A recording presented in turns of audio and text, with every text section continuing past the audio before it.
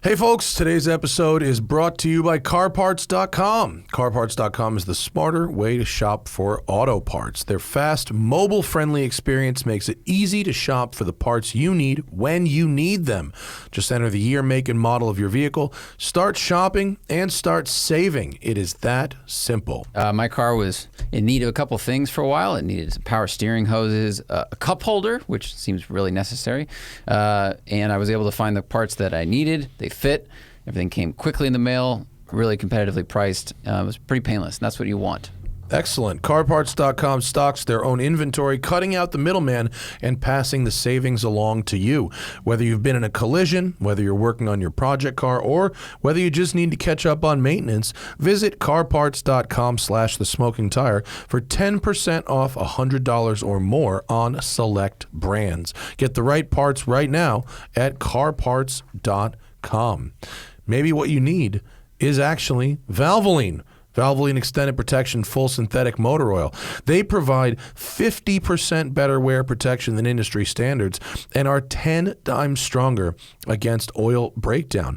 Valvoline Extended Protection is specifically formulated with dual defense additive technology, combining an innovative additive boosted with a fortified detergent system. You might not think that you're a severe driver, but you could be. Short trips, towing, extreme temperatures, turbocharged engines, heavy loads, and spirited drives put extra pressure on your engine. And people like Chris Forsberg, Rob Dahm, Freddie Hernandez, Speed Academy Gears and Gasoline, and more all trust Valvoline in their cars.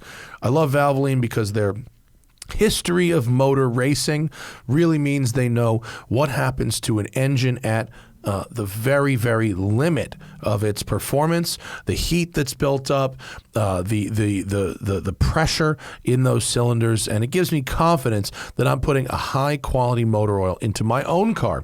Valvoline is the only motor oil with a dedicated engine lab where they can run specialized engine testing right in their own facility. And we met the person who's in charge of that for the Hendrick Motorsports NASCAR team, and it seemed like a very, very interesting thing. They have thousands and thousands of tables of engine results. They're also the world's #1 supplier of EV battery fluids, offering tailored products to help extend vehicle range and efficiency. Head down to your local auto parts store and ask for Valvoline Extended Protection Full Synthetic Motor Oil by name. That's right. HelloFresh is in the house. I love HelloFresh. HelloFresh saves you time, saves you money, saves waste. But you know what it doesn't save? It doesn't, well, I should say it saves, but it doesn't skimp on farm fresh produce. You're not getting bad quality. You're getting good quality without even going to the grocery store, saving you the wait in long lines, ensuring you don't waste money on excess food. I am like a bit of a home cook. But one of the things I don't like about home cooking is, A, finding new things to cook. I don't have the patience to sift through recipe books, and sometimes there's a new recipe you want to try, but you got to buy like a whole thing of spices or a whole thing of a certain ingredient, and then you end up with half of it or a third of it or more just sitting in your pantry forever.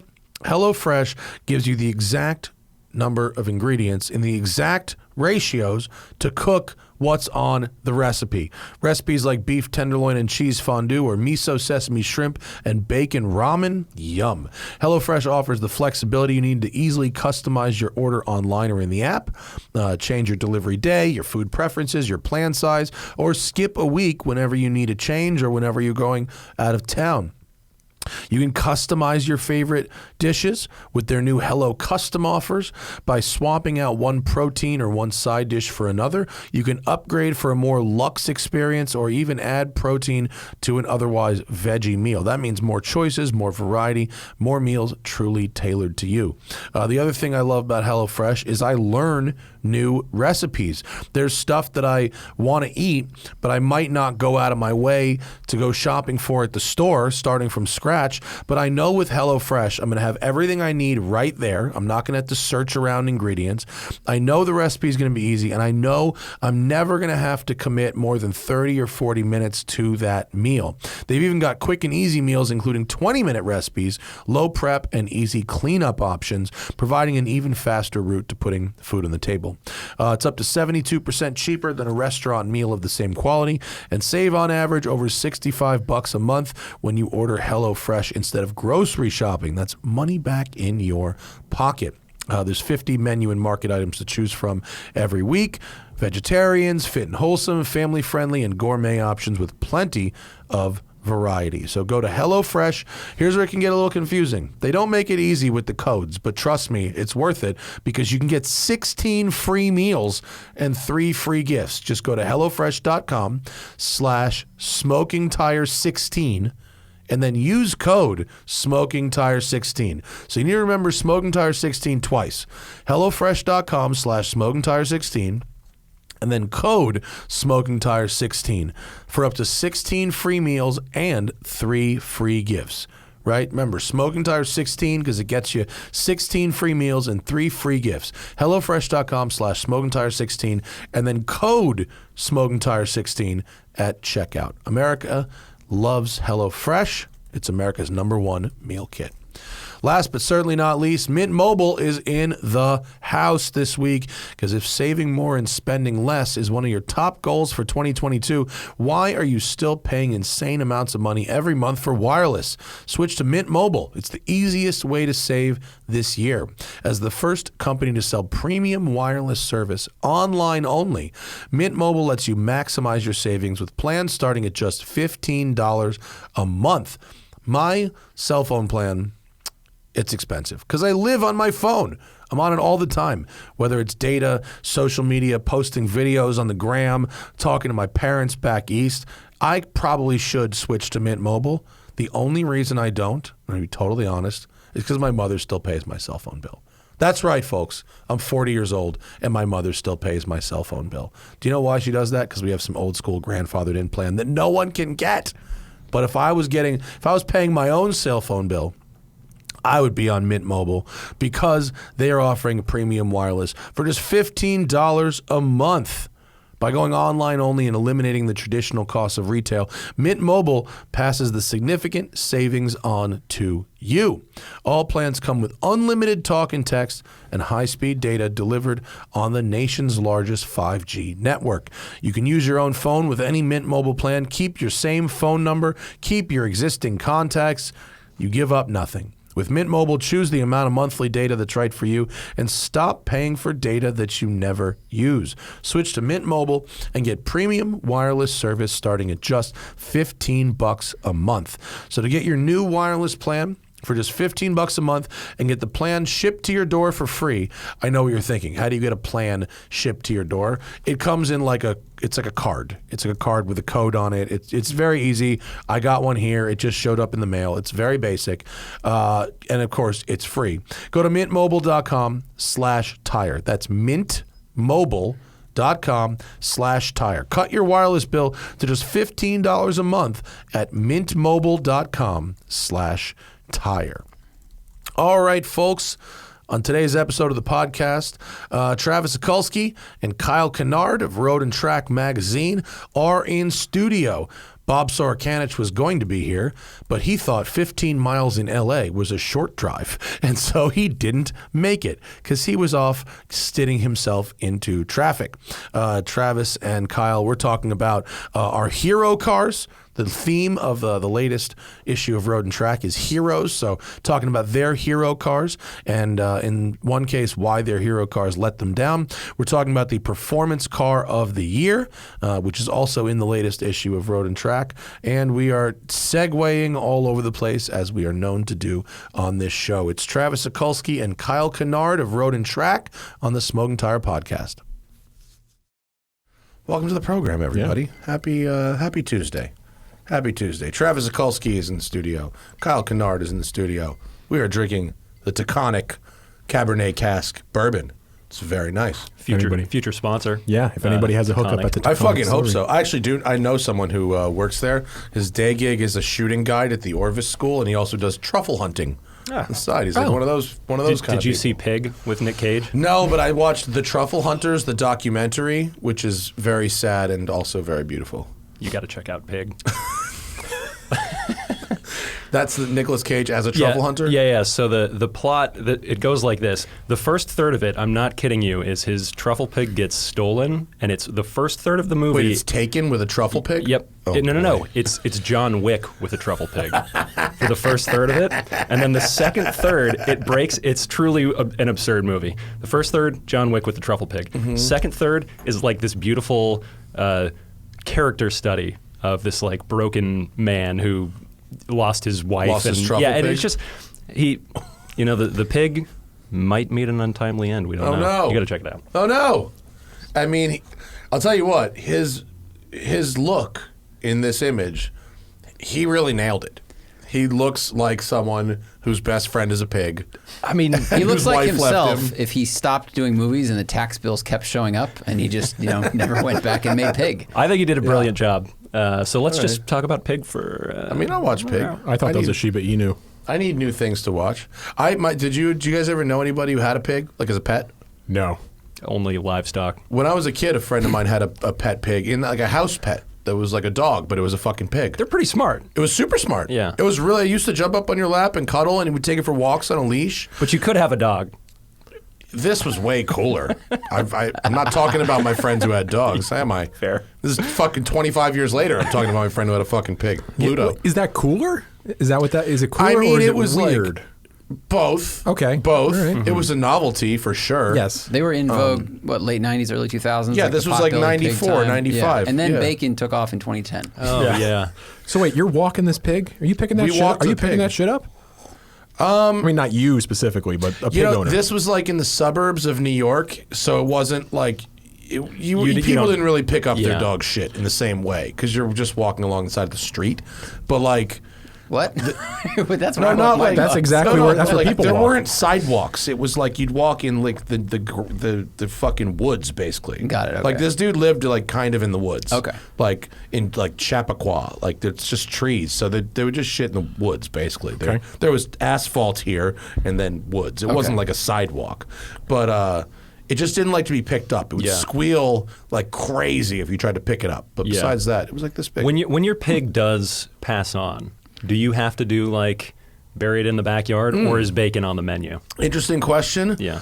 The father had enough foresight to not let us find out what the last, Yeah. let's call it 6 months of the pig's life was going to be like. We brought it to some kind of a sanctuary Yeah. at one point. Had some lovely prosciutto about a year after. Probably. Yeah. I mean, I see in like fucking Bourdain where like kids in other countries have like goats and shit that they end up, eating later, which would, As long as you don't name the animal, that makes it easier. This is KL405. Yeah. Or you just call it goat. Yeah. This is goat. Yeah. Oh, so anyway, we're off to a good start. I mean, this is where I was hoping it would go. We find a way to loop it around eventually. Yeah. Whatever. Some Guys point. are in town doing, what the fuck are you doing here? Oh wow, that's a loaded question. Because you were like, we had this little tiny Cars and Coffee. Yeah, we had a Cars and Coffee before. It was a pre-Cars and Coffee. It was exactly. So that was an event that we did. It was a benefit for the firefighters, right? What? Yeah, we donated. The thing I was at? Yeah, we donated the. There was proceeds. charity there? Yeah. I wish you had taken it more seriously and not showed up drunk, because it was a benefit for our heroes. Yeah. Listen, that wasn't alcohol. It was K, all right? Hey. I only go. That's above But board. you can't. They don't test for that on the roadside. No, That's a no hot I didn't tip. realize there was a charity component, though. They didn't tell me that part. Yes. So there was a chair. So we had that show at the Malibu Racket Club, which was a tight parking lot, but there were a lot of good cars there. It was a good time, and then we filmed 8 videos over the last 3 days at Thermal. Was it because you had like the P. Cody cars? Was it like P. Cody accompaniment videos that you didn't get around to at Monticello? Yes, we used to do this series a few years ago called 3 Lap Reviews, which Oh. you go and review a car for 3 laps. They were fun. I helped produce some of them. Yeah, you did. It was a great time. So we did it at Peabody one year, and then we did a standalone shoot. Now we're doing another standalone shoot. We brought 2 of the cars are from Peabody. It was the GT3 and the Blackwing. And then we had 6 other cars. There's an Elantra N you brought here. Yeah, it's very loud. Yeah, it's very loud. It's an excellent car. Terrific car. The Golf R, which not a terrific car. Don't say that because we have it for a week. Then you'll find out on your own. We will find out how brilliant it is. We're hoping it's kind of better than the GTI. Well, you keep on hoping. Depends on your measurement. Yeah. It spins more wheels. It does. Does it though? Well, I guess not technically, but it depends drives what more you wheels. It turns more wheels, but Yeah. spins less wheels. We did get it to drift. Right. Did you? Yeah, you? test drift mode. Sort of. We Sort had of. J.R. Hildebrand and Ryan Lewis. We had 2 pro drivers out there. So J.R. got the Golf to drift without. How long did it drift for? Like A bit. distance-wise? Did it do like a real drift? It did a slide with Yeah. tire smoke. Right. Okay. Yeah. Oh, okay. Similar, whatever. Same as the Focus RS kind of thing. Yeah, exactly. Yeah. But that, so guess that kind of worked. That was the only thing that's better about it than the GTI is that it can drift, kind of. Did he go in a circle or corner exit? Corner exit. Oh, okay. Yeah. That's better. But it was a hairpin, right? So if you chuck it in, get on the power, then don't stop being on the power. Yeah. Do you have to stay on the floorboard? Yeah, it's one of those yeah. that's like because it's like one of those weird systems that if you get off the power, then it just cancels everything out and the DSC comes back on and it just says you don't want to drift anymore. Yeah, Focus RS had that too. You had to be on the floorboard, otherwise it wouldn't do it. Totally It was kinda counterintuitive. silly. Yeah. It's like, that's not how drifting works, but okay. Yeah. If you're gonna send it, says. If you're going to send it into Go a for wall. If you're going to send it, don't give yourself an out of any kind. Exactly. Yeah, we had M5CS also. I saw that one at the event on Saturday, whenever it was, and I immediately emailed BMW and I said I would like that. Yeah. And we have it in a couple weeks. It's now. great. Yeah. Yeah, it's a great car. It's the best M5. Too bad it costs like twice as much as a regular M5. Is it 200? It's that one was 150. So what's that? That's It's expensive. 1.5 times. It's 1.5 M5s. Yeah, it's 1.5 M5s. But this is CS's in general is 1.5 of whatever the fuck. The M2 is like $90-something thousand. oh, but that was so good, wasn't it? It was so good. Yeah, that was a real good car. And then what else we have? Civic Si. Civic Si. That's a nice car for $30,000. Yeah. I thought so. I think It's the one we had was like 27 or something. Oh, like that. the full base? Yeah, and it's funny because I think somebody said the orange paint on it is actually cheaper than like the other colors like black, white, and silver. Oh, is it and So really? we got like the cheap, and there's no options, right? There's like nothing. no options for the car essentially. So we had like, it's a pretty handsome looking orange, like funky little orange Civic, and it was like 28 grand. And pretty well made. It felt like I it was. thought so. Yeah, it felt like it was pretty tight. Yeah. It's like it's kind of quick until you have passengers. Like, Yeah. did you try driving it with like 4 people in it? No, It's but amazing it ran out how of brakes. slow it I gets. can imagine. Yeah, it's not it's not strictly speaking a track car. No, it's not. But But in like second gear canyons, it's pretty good. yeah. I had a lot of fun. I mean, we Malibu was all right. we were Yeah. up in Angeles Crest. Oh yeah, we went to Angeles Crest. Did you know it's half of it's closed? Because we found that out when we got all the way through there. And Which half? The part that has snow and ice on the road. After Newcomb's Ranch? Yeah. Oh, did you try and take it all the way over? Yeah, our brilliant plan was to use that as our road, and then it was full of there's huge rocks. Oh, And- that happens sometimes. Yeah, and they said chains and all-wheel drive and snow tires. Oh, I past haven't that been point. past Newcomb's Ranch in some time. It's Yeah. too bad. That's a really good stretch of road. Yeah, well, it ended. So Did you have to? Were you on the way to Palm Springs? yeah, then? so we had Yes. to turn around and go all the way back down. Fuck. Yeah, that was fun. That'll add some time to your drive. Yeah. Yeah. That That's was too Yeah. bad because that's a really good stretch of road. Yeah, I've driven it one other time and it was warm. It's So- just it's far away, but like on the occasions I get to do it all the way over, it is very rewarding. Yeah, that was. I mean, it was a good day. It was we, fun, though. We went to Neptune's Net. We pretended that we were, Brian Enjoying O'Connor. the food? Oh, sorry. No, I thought if you get something fried, it'll That's- probably be fried all the way Right. through. It was. Yeah, that's what true. we got. Yeah, they got that on Yeah. lockdown. That's fair. Bro, I went to a restaurant recently that fucked up shrimp cocktail.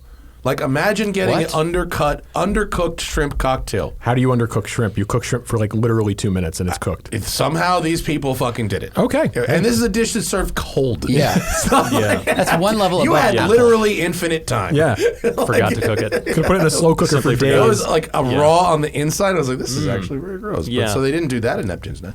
The Blackwing, how awesome is that? That car is unbelievable. It's so great. It's so great. Yeah. Everything about it. Did you do, you can do no lift shift up. Yeah. Yeah, which is awesome. Which works very well. Yes. Yeah. It's great. It's also. And I was impressed at how the car, it actually hooks. Like if you fucking dump the clutch Yeah. from anywhere south of like full red line, it actually hooks up and goes, and just a little. It's not like it's like a Hellcat where it's just super burnout machine all the time. Yeah. And It's impressive. And it's comfortable. Yeah. It has some of the best chassis tuning, I think, of anything ever. Right? It's beautiful to drive. Yeah. It's actually really good looking too. Yeah, It's good. I agree. It's a handsome car, yeah. Except and the all one the- you had looked better than the one we had because it had the tan two-tone interior. Ours had the white, which was like Was yours blue too? It was blue Yeah. with white and black interior and red seat belts. It was very aggressive. I want to see one in black or like dark In gray. black? Like I don't think it's I've invisible. seen one. Yeah. It's in black. You would not even look at it twice. That's I mean, the it's spec. totally invisible because That's there's the no spec. badging. Yeah. There's no. It hides the carbon fiber shit. Yeah. There's a dude who comes to the Malibu Cars and Coffee who wrapped one in matte gray, and it looks really nice. Yeah. It's very, very cool spec. Yeah. Really cool. It's a car. Everyone should go buy one.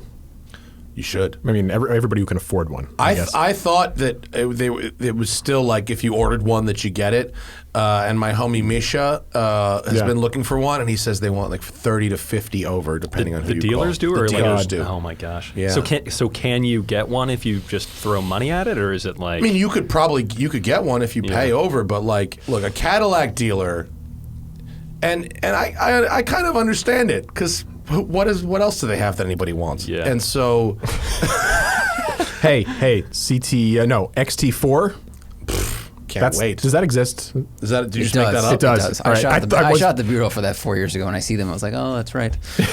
You are out there. Cadillacs have had cash on the hood for a decade now. Yeah. This is just the other end of that spectrum, you know? This dealership stuff is insane, right? Like having to pay $50,000 over for cars now. You know, I'm not as mad at it as other people. Because I think that we were so used to hammering dealers to get them under MSRP, and this is just a little bit of the other side of that same exact. You also just thing. don't have to do it. You can also just not. Like, you can just Right. be like, I'm not. I would never. I really don't care what it is. I'm not going to just pay a dealer, $30,000 over MSRP. But there are people that will, and they can have the car. And you can also won't do do a it. bunch of work to get around it. I mean, if you call a fucking dealer, it's the middle of winter in most places. Yeah. If you call a dealer that's like under 3 feet of snow, they'll sell you a fucking Blackwing right now. Yeah. You know what I mean? But if you want one in LA, they're going to be expensive. It was the same. It's the same thing with a bunch. I know people who got allocations for GT3s out of fucking Middle America, no problem. Yeah. Because they did the legwork to call around and find, someone who had one. Omaha Porsche. Yeah, or whatever. You just- I've heard multiple stories about some Corvette dealer in New Hampshire or something that has vowed to not sell Z06s with ADM. And they'll get you an allocation, like no ADM. I don't know how long the list is, but like apparently it's a huge volume dealer, so they'll get through it eventually. Yeah. The Z06 list at the former Kerbeck one. Yeah, it's thousands of cars long because they said no deal. They're selling at MSRP. Oh, yeah. but they took deposits. I have the number that It's they like took before they cut it off. 2,000 orders. Yeah, it's crazy that they would do this, and How long will it take them to fulfill that? Like, how many cars do you think one deorship can get? Well, they over can a build year? a lot of Corvettes. Guess it depends on the Corvette dealership. is like No, I it's know a they mass-produced can, car, but so I they'll guess- build as many as orders as they got. they took 6,000 deposits. And it's one dealership, right? Yes. So that's what I'm saying is like Chevy might make 10,000 cars, but are they going to send this dealership 6,000 cars instead of sending them to other dealerships that are going to They don't have to choose. The Corvette factory can make so many cars, dude. They can make so many cars there. Well, so there's another dealer. There's a dealer local to us. My dad's looking at one. He went to the dealer, put himself on the list for a Z06. He said he was number 7 on the list, and it turns out they're probably only going to get 5 total. and the dealer owner decided he wants them all. Are you serious? Yeah. So he usurped the entire list. He had people on the list for like 2 years for this What car. a fucking asshole. Yeah. For real. That's Yeah. like, you shouldn't be allowed to do that. I mean, if you own the, I mean, How many of that's those? like senators trading stocks, right? Like, you Yeah. if That you is have so that fucked. kind of access, Yeah. you should not be allowed to do that. Well, it's one thing, right? If you, like 2 years ago, you find out this car's coming and you put yourself on the list, right? But now the car's coming and the guy's just like, yeah, I'm going to take them all. Yeah, that's real shit. That's not Imagine great. having a franchise just so that you could build your own collection at Yeah. wholesale. I'm going to Exactly. take all the McRibs the second they're available. So And then he'll funny. sell them at Mecum to these people that wanted one Right. on the list or something. Just Wow. look at cars and bids. It'll be loaded with But look, I mean, Z06s. C8s are out there now. Like Yeah. GM, they build as many as people fucking want. They don't exactly. know how to build, like, they don't know how to do the GT3 thing and build one less No. than the public wants. No. So Yeah. I think if you're on the list somewhere, you will get one at some point. We were talking about that with the NSX. We have Type S out there, and we were saying that it was like they never said they were limiting production, so that's why people didn't start clamoring for them. Right? They built 350 of the Type S. They sold out within like 10 minutes. Yeah. Because there was no idea that the NSX was going to be limited production, so no one went out and We bought got it. Type S in a couple weeks too. I'm actually kind of stoked on Yeah, it. it's pretty good. Is it? Yeah, it's a good car. NSXs are great when you're driving really fast. Yes. They're the faster you go, the better they get. Yeah, and they're really fast. Yeah. They're Yeah. like legitimately really Yeah. fast. But when they're McLaren slow, it's like 720S fast. It's an Accord. It's a fucking Accord. It's an Accord hybrid, which is not a The bad thing accurate if you're people driving did slow. not like hearing me say that at the Bridgestone thing last week. Well, they're going to hear it again right now. Sorry. I've said it before. I said it in the video. Yeah. I mean, it has literally the old. It doesn't even have a volume knob still, which is Right. that would have been the most And the thing biggest you think is a improvement. they volume could've- knob is what, like the drive mode thing, right? And you reach Yeah. for it. Yes. Yeah. Yeah. What if they had a Type S? There was a Type V. There was Type just volume. V for volume knob, and that was all you got. And it was 20 grand more. God, we drove one of those. My wife and I drove from Nashville to our house in one day in an NSX, and I can't tell you how many times she tried to turn the radio up by changing the drive mode. So, yeah. Yeah, why am I in track mode now? Oh, you wanted That's to. probably like the only Honda where they haven't like reverted and put the volume knob back on it. Like the Ridgeline got it Yeah. back. This new Civic and the SI. Yeah, the Civic had the- actually pretty good. The new Yeah. Civic Yeah. has a good MMI. Yeah, and it has that back, and yeah, that's probably the only like Honda product that didn't. They get can't. there. They're not retooling for Yeah, that fucking no way. thing. No, No way. figured they just slap it in, but Nah. no. Can't I'm do excited to drive it though. Yeah, it's worth it to get So- it, if you can get it to a track. The new issue is the Heroes issue, which Mm-hmm. I'll point to our A camera there. It's a very good issue of the magazine. I'm very excited. You guys did a really nice job. It has not only the Performance Car of the Year test in the back. Is this the first time that Performance Car of the Year has not been on the cover of the Performance Car of the Year? so. Yeah, I believe so. Yeah. I mean, I guess if you're gonna fucking bump, you might as well bump for Uncle B's Cobra. Yeah. Yep. Uncle B is Bruce Meyer, who lent his. Just like that, he goes by Uncle B. Yeah. He doesn't. That's just what I call him. I'm not well, on that he- level with him yet, but he is I met him just for the first time at that Cars and Coffee, and he's the nicest. He's a nice man. He's the nicest man. He's a nice man, and he gives shockingly few fucks about where he drives and parks his Le Mans race cars. Hey, I mean, this fool runs groceries in a Bizzarini like it's nothing. It's amazing. wouldn't you if you could? Yes, I would. I would. Yeah. I don't know what it's like to be that rich. I hope tried to run one day groceries I in a do. Lotus Esprit. It didn't work out very It's well. hard. Yeah. It's a You don't challenge. have what it takes. Yeah. No, that's when the car almost started on fire. Oh well, the car also doesn't have what it takes. No, it never had what it took. He definitely uses his cars. He does not. I mean, he cares about those. It's not like he doesn't give a fuck. But like, he has no problem parking a 8 or 9 figure car somewhere that you and I would be quite bothered by it. I mean, we were surprised he drove it to the thing. Everyone was planning for like, how is he going to truck it in? Oh, really? Yeah, Oh, you didn't? Yeah, he drives. To That's what- Malibu. That's no big deal. Yeah, I don't know Bruce. Well, I've only emailed with him a couple times. So, but it was very cool to just see it pull up. When I filmed his Yellowbird, which is because yeah. he's the ultimate one-upper, right? So like, Super Ballers have an original Cobra. Bruce's is the first Cobra. Yep. Super Ballers have a Yellowbird. His is the first Yellowbird. Super Ballers have a Ferrari 250 short wheelbase. His won Le Mans in '61. Like, every awesome car he has the one-up version of the other people that have that car. I would normally resent that, but he was like the most gracious person. Yeah, he's cool. Ever. It was, yeah. So, driving the number one Cobra to Malibu is probably just a nice little Sunday for Uncle B. It seems like a nice Sunday for anybody. But Saturday. It was a Saturday. Whatever. Yeah. I've literally never been to Malibu on a Saturday before, so that was a nice treat. Thank you. Yeah, you're welcome. So the issue is kind of about meeting your automotive heroes. We've got the Cobra featured, Pagoda SL, Ferrari Testarossa. There is a Skyline GTR R34. That was at the... That one was there. Yeah. Sean brought that one out. Yeah. Was that the same one Brian drove? Yeah. Yeah.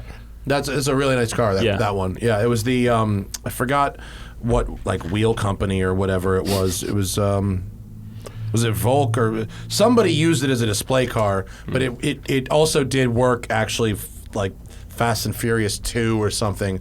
And then we've got a Duesenberg SSJ, which is the shit. Do you guys have hero cars? Yeah, I met mine. It sucked. The Esprit? Yeah. That's unfortunate. Well, my Esprit sucked. What sucked about it? Where do I start? Okay. How long did you own it? I owned it for a year. How many days did it leave the garage? And leave the garage and then continue moving about the city, not just in the driveway. So it never broke down. I drove it probably 1,500 to 2,000 miles. Mm-hmm. That's enough to get a flavor. Yeah. Didn't enjoy the taste. Really? Yeah. Seriously, what didn't you like about it? Because I've driven a couple of Esprits and I find them to be weird cars. Just in general, they're strange. So I drove one before I bought this one, and I didn't hate it. The one thing I didn't like were the brakes. The brakes in the cars are notoriously not great. The brake booster fails on them repeatedly, and it's a Delco part, but it's a Delco part from a Holden, and you can't get the part anymore. That's fucking annoying. Yeah, so there's people in Europe that do replacement ABS kits for it, but they're thousands of dollars, so most people just run the cars with And yours ABS. was a 4-cylinder, right? Mine was a 95. Turbo? It was an S4. Yeah, S4? 4-cylinder. Is that a turbo? Turbo, yeah. Okay. 2.2 turbo, 270 horsepower, 265, something like that. The car I bought, so I think this is more specific to my car. I had a set budget, and I found a car that was half of the budget. But the guy... Red flag 1. Well, so cosmetically, the car wasn't... Mistakes were made. Yes. So cosmetically, the car wasn't in good shape. It was on like ugly HRE wheels. There was clear coat issues. There was a respray on part of the car that was not the same red as the rest of the car. But the guy had owned a owned a shop in Houston, and he did all the work on the car. And I'd sent a friend to go look at it. Everything seemed to check out, that it looked good. So I made him an even lower offer than that. And he's like, yeah, all right. Because the only place the car was advertised, he put it in a Yahoo group for Esprit owners. Whoa. And like an email went out to the list. And a guy... That's the same as texting one guy named Nigel. Exactly. So there was a guy... all named Nigel. That's the thing about Esprit, guys. Yeah. So there was a guy, one of the guys in the Lotus Club sent me an email that was like, hey, this one's for sale. And I looked at it and I made the guy an offer. I shipped it up. And then I got the car, the date code of the tires were 15 years old. So immediately... That's a bad sign. Well, so I immediately changed the tires. And I bought the stock OZ wheels, put those on there. And it had a fresh timing belt done. Great. Okay. I didn't need to worry about anything. So I drove the car for a while. I drove it up to Lime Rock for an event we did. It was a lot of fun. And then I noticed the car was laggy, like laggier than it should be. It had a bigger turbo on it, apparently, that I didn't know about. But I don't know when that was put on. The car had 70-something thousand miles on it. Okay. There it is. Yeah, there it is. From this distance, the rear 3/4, it looks nice. Yeah, there's a high wing car. There's a filter on that. But if you can scroll, Zach, you can scroll down a little bit. There's the one over there on the right should show the paint issues. But yeah, so one day I go to the... Oh, yeah. Yeah, that's some clear coat issues there. Yeah. But one day I go to the post office. I just drive to the post office and I go to I pull into the grocery store. I'm like, what smells? And I look back and smoke is just billowing out of the engine bay. And so I take it to a local shop and this guy is like, yeah, it's the cam seals are leaking and they're leaking oil onto the exhaust manifold.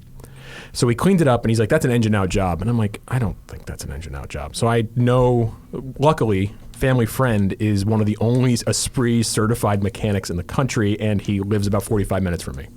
So I made an appointment for the car. I found out in November the car had a problem. I couldn't get an appointment until April. Whoa! Because this guy This works is what on. happens, man. Yeah. These guys, it's when the bottleneck is like the last dude who can work on the fucking car. Yeah, so this guy does everybody who buys an Esprit pretty much on the East Coast and through the Midwest sends their car to him to do the work. He's not cheap, but he knows what he's doing. Yeah. So I got the car up to him in April, where he sent me an invoice that was 2 pages long of everything that was wrong with the car, and the bolts were all over torqued in the engine. He had to drill out bolts to get the cam, get everything taken apart. Found out the turbos were bigger. Through that, found out that the injectors were the wrong injectors for the car. Yeah. A lot of the inertia switch was zip tied on to the fuel line for some reason. So there was a lot of things. So I had him correct every issue, and I basically bought the car again. But you paid less than half of what you were ready to spend. Yeah. So I brought. You always spend the money one it way or always fucking leads you another. dry, Exactly. You always enjoy do. it. Well, that's but the this thing- is what happens with these 90s cars, Yep. 80s and 90s cars. They reached a they reached a point where they were undesirable enough Yep. where people would buy them but not want to pay to fix them properly, and they would just fucking Mickey Mouse shit. Yeah. So I got it back. I drove it a bunch. I liked it. But then I was out one night, probably the night that picture was taken where you said the car looked okay. And I'm thinking, I'm driving this and now I'm worried that something else is going to go wrong. I've now maxed out the budget. I have a kid. I have a wife. I've got a house. I got things I got to do. So I decided, I'll list it for sale. So I didn't want to list it anywhere where people would know who was doing it or what. So I didn't send it to Bring a Trailer or anything because I also thought I would get a bunch of comments like, this thing's a piece of shit. What are you doing? So you put it on Yahoo? Back to Nigel. I went one better than that, and I put an ad on the website of the Lotus Club. Okay. Which no one goes to Lotus Limited to look for a car. I got an email the day I put it up asking if the car was still for sale. From Nigel, probably. Is it still for sale? Sir, I just hit enter. Yeah. He came 2 days later to look at the car, gave me a deposit. The car was gone within a week. Did you get your money Wow. back? I broke totally even on the car. Wow. Yeah. So you got 2,000, I got not trouble-free, but you got 2,000 miles in a Lotus for the cost of insuring it. Pretty much, yeah. Okay. Do you feel like you had the Lotus experience you wanted once the car was done? Like you lived it, you drove it. You're like, No. all right, that's what these are. Well, No. you were kind of like not Esprit curious. You wanted a what was it? There was another Lotus you Curious. wanted. I was going to buy an Elise. That's right. You wanted an Elise. Which has a Toyota engine. Yeah, I was going to buy a reliable car, but I wanted an Esprit since I was 8 years old. Sure. They're right? cool looking. Yeah, so Yeah. I bought. But the thing is, I sold 2 cars on Bring a Trailer to buy that car. What did you sell? I sold my ZHP and I sold my NA Miata, which was my first car. I had it for 16 years, and I look back now and. I mean, I bought an ND in an ND2 in July. They work. It's fucking great. It is a phenomenal car. But I look back now, I'm like, maybe I should have just sold the ZHP, taken that money, shipped the car to Flying Miata, and said, here's my ZHP money. Build this into more because I did a lot of work to the car. Put V8. Yeah, put a V8, build the 4-cylinder, do the full suspension. Like I had conies on it and a whole bunch of work done to the car. But yeah, so anyway, I met my hero. I'm glad I had the car. When during the period where you were worried about something happening, but it worked properly. Yeah. Did you enjoy the driving experience? But you just couldn't get it out of your head, or did you actually not enjoy driving it that much once you had it? I didn't love it as much as I did. And it's the problem that I had with it is a lot of the 2 things you interact most with in a car are what? In a car like that, brakes and gearbox. Yeah. The gearbox in those cars is notoriously fragile and Yeah, it is. super vague. Yeah. It's not great. And Same as DeLorean gearbox. Yeah. It's a fucking shit pile. What is the... It's a Renault. Yeah, it's a Renault gearbox. It's a Renault it's the transaxle. same, not Yeah. like the same feel, like the same gearbox. DeLorean is based on a Gen 1 Esprit. Yeah, it's the I didn't same realize chassis, it had the same same- it's the same fucking Wow. almost Yeah. everything.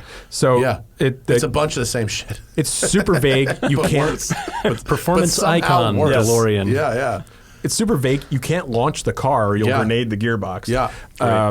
And I don't know, that part didn't appeal to me. I liked the steering. I liked the way it rode because it was soft and compliant and everything. But I couldn't get over once I was told the turbo was big and the car was way laggier. That's the only thing I could think about. Mm-hmm. So When they fixed it, did they put the right size turbo on, or he left the big turbo? I didn't have enough money Okay, to put it, but we did change the cam timing to the European cars had more advanced cam timing, so that was helped to mitigate somewhat. They're like 9 hours ahead, right? Yeah.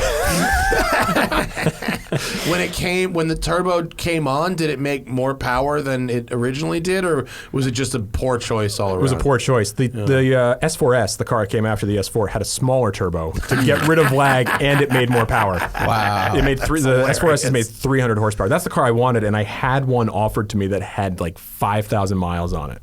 And it was at the exact top of my budget, and then it would have had to have gone in for the major, the C service, which is everything every 6 years. So I would have spent another everything every 6. Yeah, Is it C service like cunt because they get the building like fuck?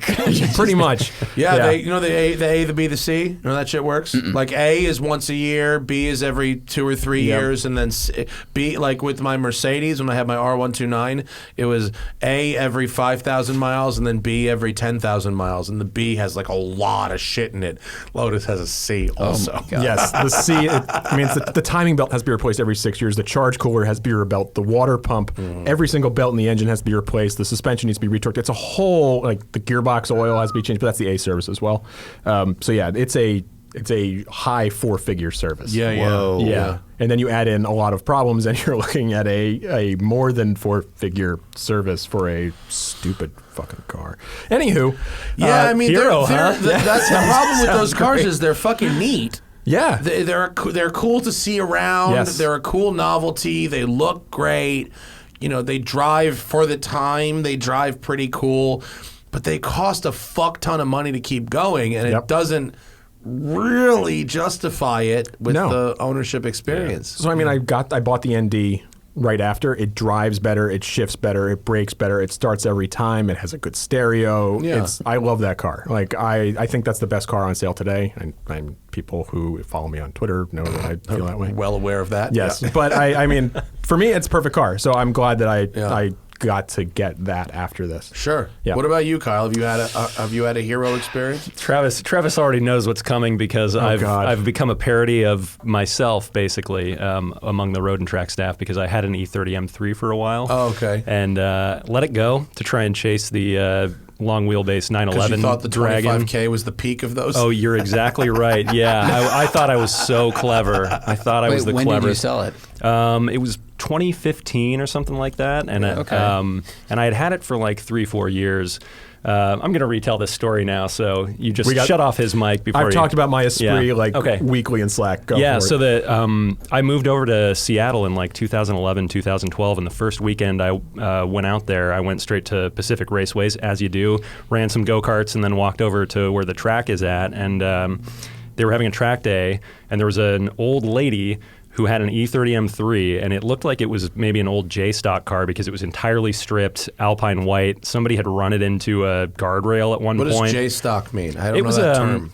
I think it was an SCCA series, and it was a spec E30 M3 series that they ran in the 90s after they were that's a racing class, J-stock. Yep. Okay, I was thinking like of something else. Don't it was basically or something. It was basically like a stock car with spec springs and tire, and so it looked like a car that had kind of been wrung out. And so I got talking to her, and it turns out that she owned the car with her 2 sons who ran an Audi repair shop north of Seattle, and in talking, she just said, like, we're thinking about selling the car, like, let us know if you're interested. And so I started a job at Microsoft that, like, next month, saved every penny I could afford, and ended up buying the car, like, pretty well under $10,000. And it had 230,000 miles, was on its second engine, nothing but 2 ratty seats and the stick in the middle. There were, like, weird rivets all over the fenders and everything. So, like, it was rough. They weren't worth anything, though. Like, only people who really understood what those cars meant or had some sort of personal attachment to them as, like, BMW idiots really cared about them at all. And when did they start to really jump? Was it 2018? You know, before that. They had like 16, 17. So like right after you bought it, basically. Yeah. Okay. So there was always like early on they called it like the $10,000 rule, which was like to get a really sorted E30 M3, you're either going to spend 10 grand up front or you're going to pay for it later, like the Esprit, right? Yeah. And then it became the $15,000 rule, and that's like kind of when I got into it was like if you spend anything less than 15 grand to get it fully sorted, like that's where you're going to have to be. But that in 2011, 2012 got you a really nice E30 M3. Mine was very ratty, which meant that I got to really enjoy it. I would get on the freeway every morning and like do a little drift. One time I ended up on a bridge facing the wrong direction because I, screwed that up. Didn't hit anything.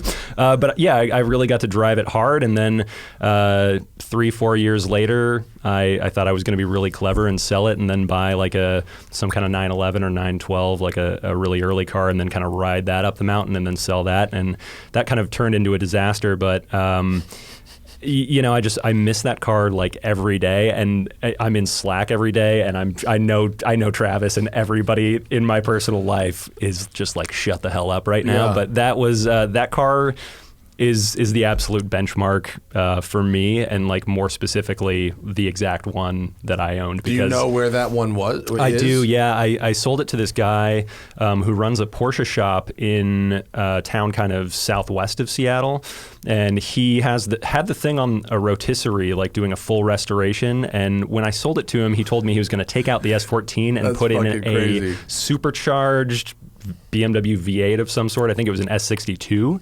Wow. And I was begging him as he was like writing the check, like, please don't do that. So I emailed with him about 2 years ago, maybe a year and a half ago, and he told me he still had the car and sent me some photos, and it's looking really gorgeous. He got it all sorted, but it hasn't run since I sold it to him. Wow. So oh wow, yeah, I don't think it's a long play. I don't think I can afford to buy it back. I mean, it sits on the rotisserie, and the value is just going like this, so it's like. Yeah, man. It's gonna be a sine wave by the time he gets the car back together. I mean, you could, so. but you could get, is it like you could get a really nice 325 and it's still reasonable. So this is my 325 IS, right? I this is my prefer plan. the 325 IS to the M3. I've driven them both, and I think in 90% of situations, the 325 IS is actually more fun to drive. So this is my plan. There's actually on Instagram, there's this company, I think it's 625 Inc., and they build these little F20C E30 swap kits, and so it's like Honda? a Honda S2000, swap. Yeah. and so it's kind of that same formula as the S14 that was in the E30 M3, but revs to 9,000 RPM, That makes is about a great 200 idea. horsepower. Looks clean. Dude, I'm a huge fan of these this Honda photo swaps looks everywhere. great. Yeah. And so they do a K swap kit and an F series swap kit, and I'm thinking like get like a 318 IS, do the F20 swap, and get the suspension sorted, and you have kind of a homebrew E30 M3 Well, that E30 has trailing arm suspension, and so does the 318. Yeah. The suspension is actually really similar between the two. There's like these little. Basically, where the sway bar attaches, like in the front, is slightly different, but then there's the 325 is totally different? No. It's they're almost identical. Oh, okay. There's like very minor suspension changes, and so you can kind this of fucking wide body one is nasty. So that's one with the F20 cool. right there. Yeah, and I like that. I wouldn't necessarily go with a wide body, but no, like, it looks cool. It probably drives weird as hell, but it looks cool. Yeah. Neat. So that's kind of my. Get a shitbox E30 and put that in there and see if I can kind of spark some magic. But wait, they do a idea. Hellcat? They do a Hellcat here? Hellcat intake. The Hellcat intake. The best turbo. turbo. I think they did that's do a a Hellcat. K24 turbo in that one, which would also be. It's like an aerial atom with a body on it. Rowdy. The best BMW I've ever driven was a 325 with an S54 in it. I remember watching that video. It was fucking incredible. Yeah. I mean, it was worth I think it was 25 grand or something. It was worth, which I think it was maybe 2015 or 16 I drove it, and 25 grand seemed like a ton of money at the time. Yeah. Now I'm like, wow, 25 grand, you can get that? Like, oh shit, that's fucking, that's fire right there. Like, and the swapped cars that have the inline sixes are awesome, but I've kind of already done that, as an E30 nerd. So I want to chase that like super lightweight, high revving kind of character if I can. With Honda reliability, right? Exactly. Great. Right? I mean, I'm into it. You can Super say with Honda reliability, but when that it's Honda swapped into another fucking car. Yeah. I don't know if you get to claim that. Well, I think you do. it's all plug because and play. there's a lot of other It's all unknowns plug in and that. play. Also, bitch, that would be dude. built by Kyle. This is Do you a also good point. Do you also get an S2000 Gearbox? Yep. You do. Oh yeah. So you get an S2000 shifter? It all goes like, over, that's and fucking if you nice. want, you can have the little, you can have the dash too. No, so you don't get want the that. little. That's little by far revvy bar. the worst part of the S2000. I'm kinda into Actually, that. it's the second worst part of the S2000. The worst part is the non-adjustable steering wheel. Fair. It means I can't drive an S2000. I'm sorry. Did you see one sold at 110, 115 grand on Bring a Trailer? Wait, what? 150 for an S2000. Was it a CR? A CR with Yeah. 5,500 miles on it. We were on the way there, weren't we? Anyway. Oh yeah, It's no. just like it was it's inevitable. 5,500 miles. I mean, Yeah. you know, at a certain point, it's like the work it would take to find one with lower miles is, you know, Yeah. it's probably Yeah. 20 grand worth of professionals looking to find you one with less than that. Seems like too many monies. Like that. Do you see that Type R that's sold on there, the 7,000 mile one for $111,000? Mm-hmm. That's a lot of money. It's a lot, but at that price, you have to just go. How much work would it take to find one with less miles? Yeah. I mean, it's so. At a certain point, there are so few left. Yeah. That. Yeah. And granted, like if I really wanted a super low mile Type R, you know where I'm not buying it? On a fucking public online auction. Any of them. It's not anti. I'm not hating on Bring a Trailer, no. but like. Yeah.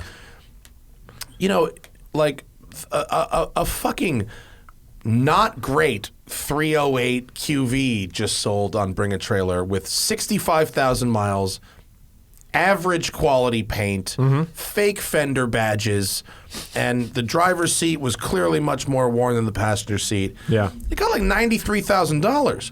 Now that could be an indicator of the market, which I would be very happy with. But the fact is, like, I paid somebody a little bit of money to do it old school and find me a 328 somewhere that wasn't on one of those auction sites, and the actual price was a lot lower. Yeah. Like, Yeah. You did Sirio, right? yeah.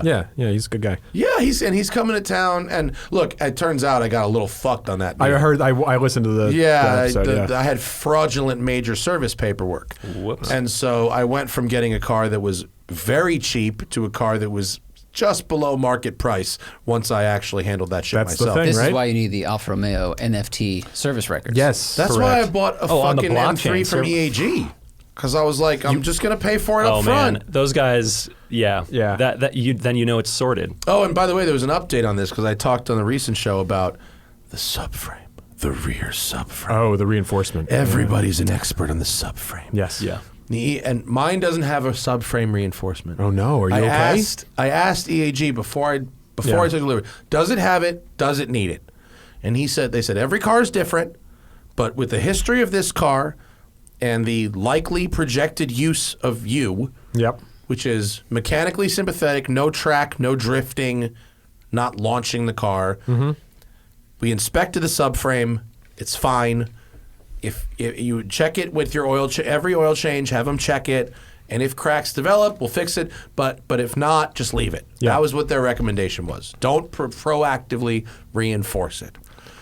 Well, every fucking expert was like, "Oh no, Oh, they know more than EAG. they know more. Yeah. They know more." Yeah. So EAG posted on their Instagram, and they texted me. They're fuck. These guys are on point. They charge a Dude, ton of money for these they're- cars. oh, yeah. But they're They're on point. incredible. They said, "We're sorry that these dumbasses are fucking taking shit.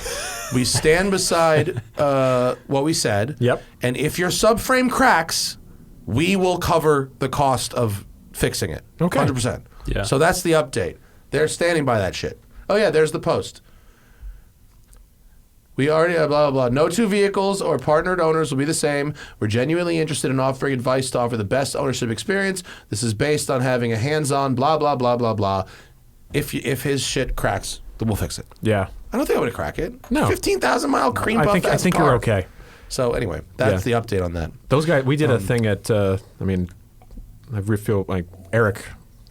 R.I.P. Of course. R.I.P. Eric. Yeah. Evan, Eric was- his brother, is running the shop now, and he's a very nice individual, and the people they have working for them are very nice. Yeah. So we did a thing at Mid Ohio in June. Yeah, it was June of last year. Yeah, and we had EAG brought out an E36 M3 GT and two E30s, Yeah. and a red M3 and then a 2.5 Evo. Yeah, there was it was a 14,000 mile E30 M3. I'm trying to remember which year it was, and then a sport $100. Sport Sport Evo. Evo. Yeah, and a really clean Sport Evo. And then we had every other generation of M3. So we had stock E36 M3, lightweight from the BMW. Yeah, BMW's collection. BMW brought everything out of their collection for us. Yeah. Oh, was that the 900-mile lightweight one? Yeah, it's over 1,000 now. Oh, is it? Yeah. Was that the one that had the fucking headliner sagging? Yes. I drove that one. I was like, this is the most disappointing $120,000 car It's I've the ever most driven. E36, that one, because it's like the museum car, you know, and it's representative of E36 People quality. ask me why I shit on E36s all the time, and yet I'm willing to pay a ton of money for an E46. And I was like, I bought a $3,800 E46 that didn't rattle when I drove it down a rally stage, and I drove a 900-mile E36, and the interior was literally falling apart. I'm like the world's #1 E36 apologist because I had just a string of them when I was younger. But I can see I replaced so many door clips in those cars that I'm not willing to defend the interior quality. But yeah, it was a cool test, and EAG they couldn't have been more kind in like lending us cars like that 14,000 mile E30 M3. Eric came and picked me up from the airport and then was like, you just drive this everywhere. And the track was actually like a couple hours from the airport that I flew into. Mid-Ohio? We went to Mid-Ohio. And so he just let me like drive it out there and back, like this very low It's a good E30 mile. M3 track, isn't it? It's a nice track. I mean, it's a great great track. Yeah. You know, we've raced there together. As long as it's dry, it's good. Yeah. In the wet, I've never been more scared in my life. It's than horrible. Ohio. It's fucking It's terrible. fucking horrible. Well, no, because there's sealant on a lot of the slick. track, so that has no grip when it's wet. So if it gets wet, you're screwed. Yeah. Like this whole section right here, this is madness. That section is so shady. Well, it when was it's interesting wet. because it was raining during that test. It did and rain at the end of the test. The E36 lightweight was on period tires, as we like to say. Period correct. Yeah, period correct tires. It was on old tires? It was on original It was on tires. original tires. Those cars only came out in 1995. Jesus Christ. Yeah. Yeah. I don't like the original tires. That's actually I'm not a fan of that. Zach, we put that up on the website, that big M3 test, and I'm pretty proud of how that turned out on the site. Honestly, it looks really good. It was a great article. I remember reading it. Yeah. It was Yeah. a good piece. This new issue has a bunch of really good shit in it. You got the Baja boot test in the dirt. You've got a great piece on a Sabina, which I thought was really. Who wrote the Sabina piece? Alana wrote it. Alana wrote it? Yeah, Yeah, it was she really, did a really great good. This piece, I love. Fred Smith wrote a piece on Adams Motorsports Park, the history of Adams Motorsports Park, which we've been to in Riverside, and it's got a really interesting history, and it's a real interesting place for culture, even today. Even if you ignore the history, it's a very interesting place for culture. And then you've got the Heroes stuff. You've got P. Cody. Anything else? Obviously, it doesn't.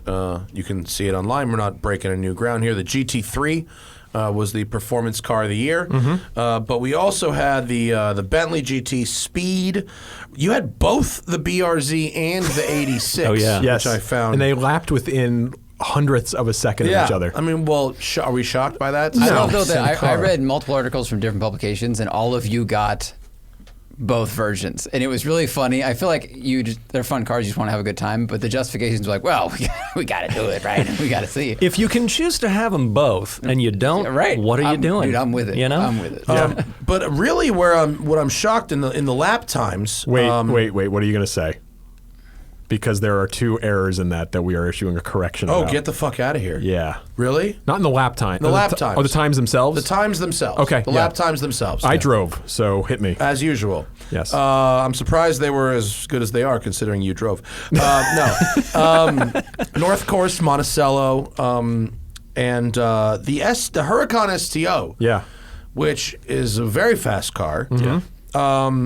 Was, I mean, just a hair slower than the GT3. Yes. Close enough that, like, a driver could lap one. Yes. You know, if you had two different drivers, it would be the driver's skill that really made the difference between the two cars. But the STO Huracan has a lot of aero work and a bunch more power than the GT3. Yes. And according to Lamborghini, at least at certain tracks, laps almost as fast as their fucking GT3 car. Yes. Okay. So how does this happen? Okay, so our methodology for it is not the same as what that Car and Driver does for Lightning Lap. Car and Driver for Lightning Lap will go out and just go and pound around for days and come in and change settings and change, and study the lines and do other things. We literally did 3 laps per car. So I would go out, I'd do a warm-up lap, I'd do 3 laps, and I'd come in, and that would be it. So it was more to see how accessible and how quickly you could go out of the box.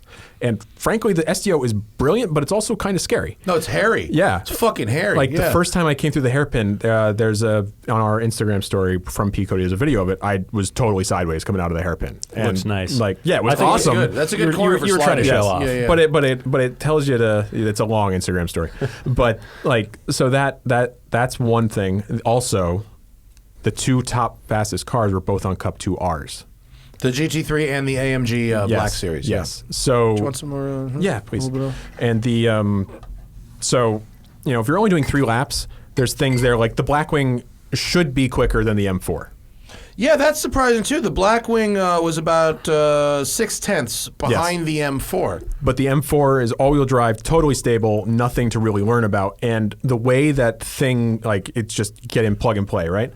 So do you think with a little more practice, a little bit, if you had all of these cars could 20 laps or 30 laps to hammer, where do you think changes would be made? Because we've got the Black Series fastest, GT3, Black Series 119.4, GT3 121.7, Huracan STO 121.9, BMW M4 Competition 125.4, CT5V Blackwing 126.0, Bentley Continental GT Speed 129, Golf GTI 133. That's actually amazing how close the GTI got to that Bentley GT Speed.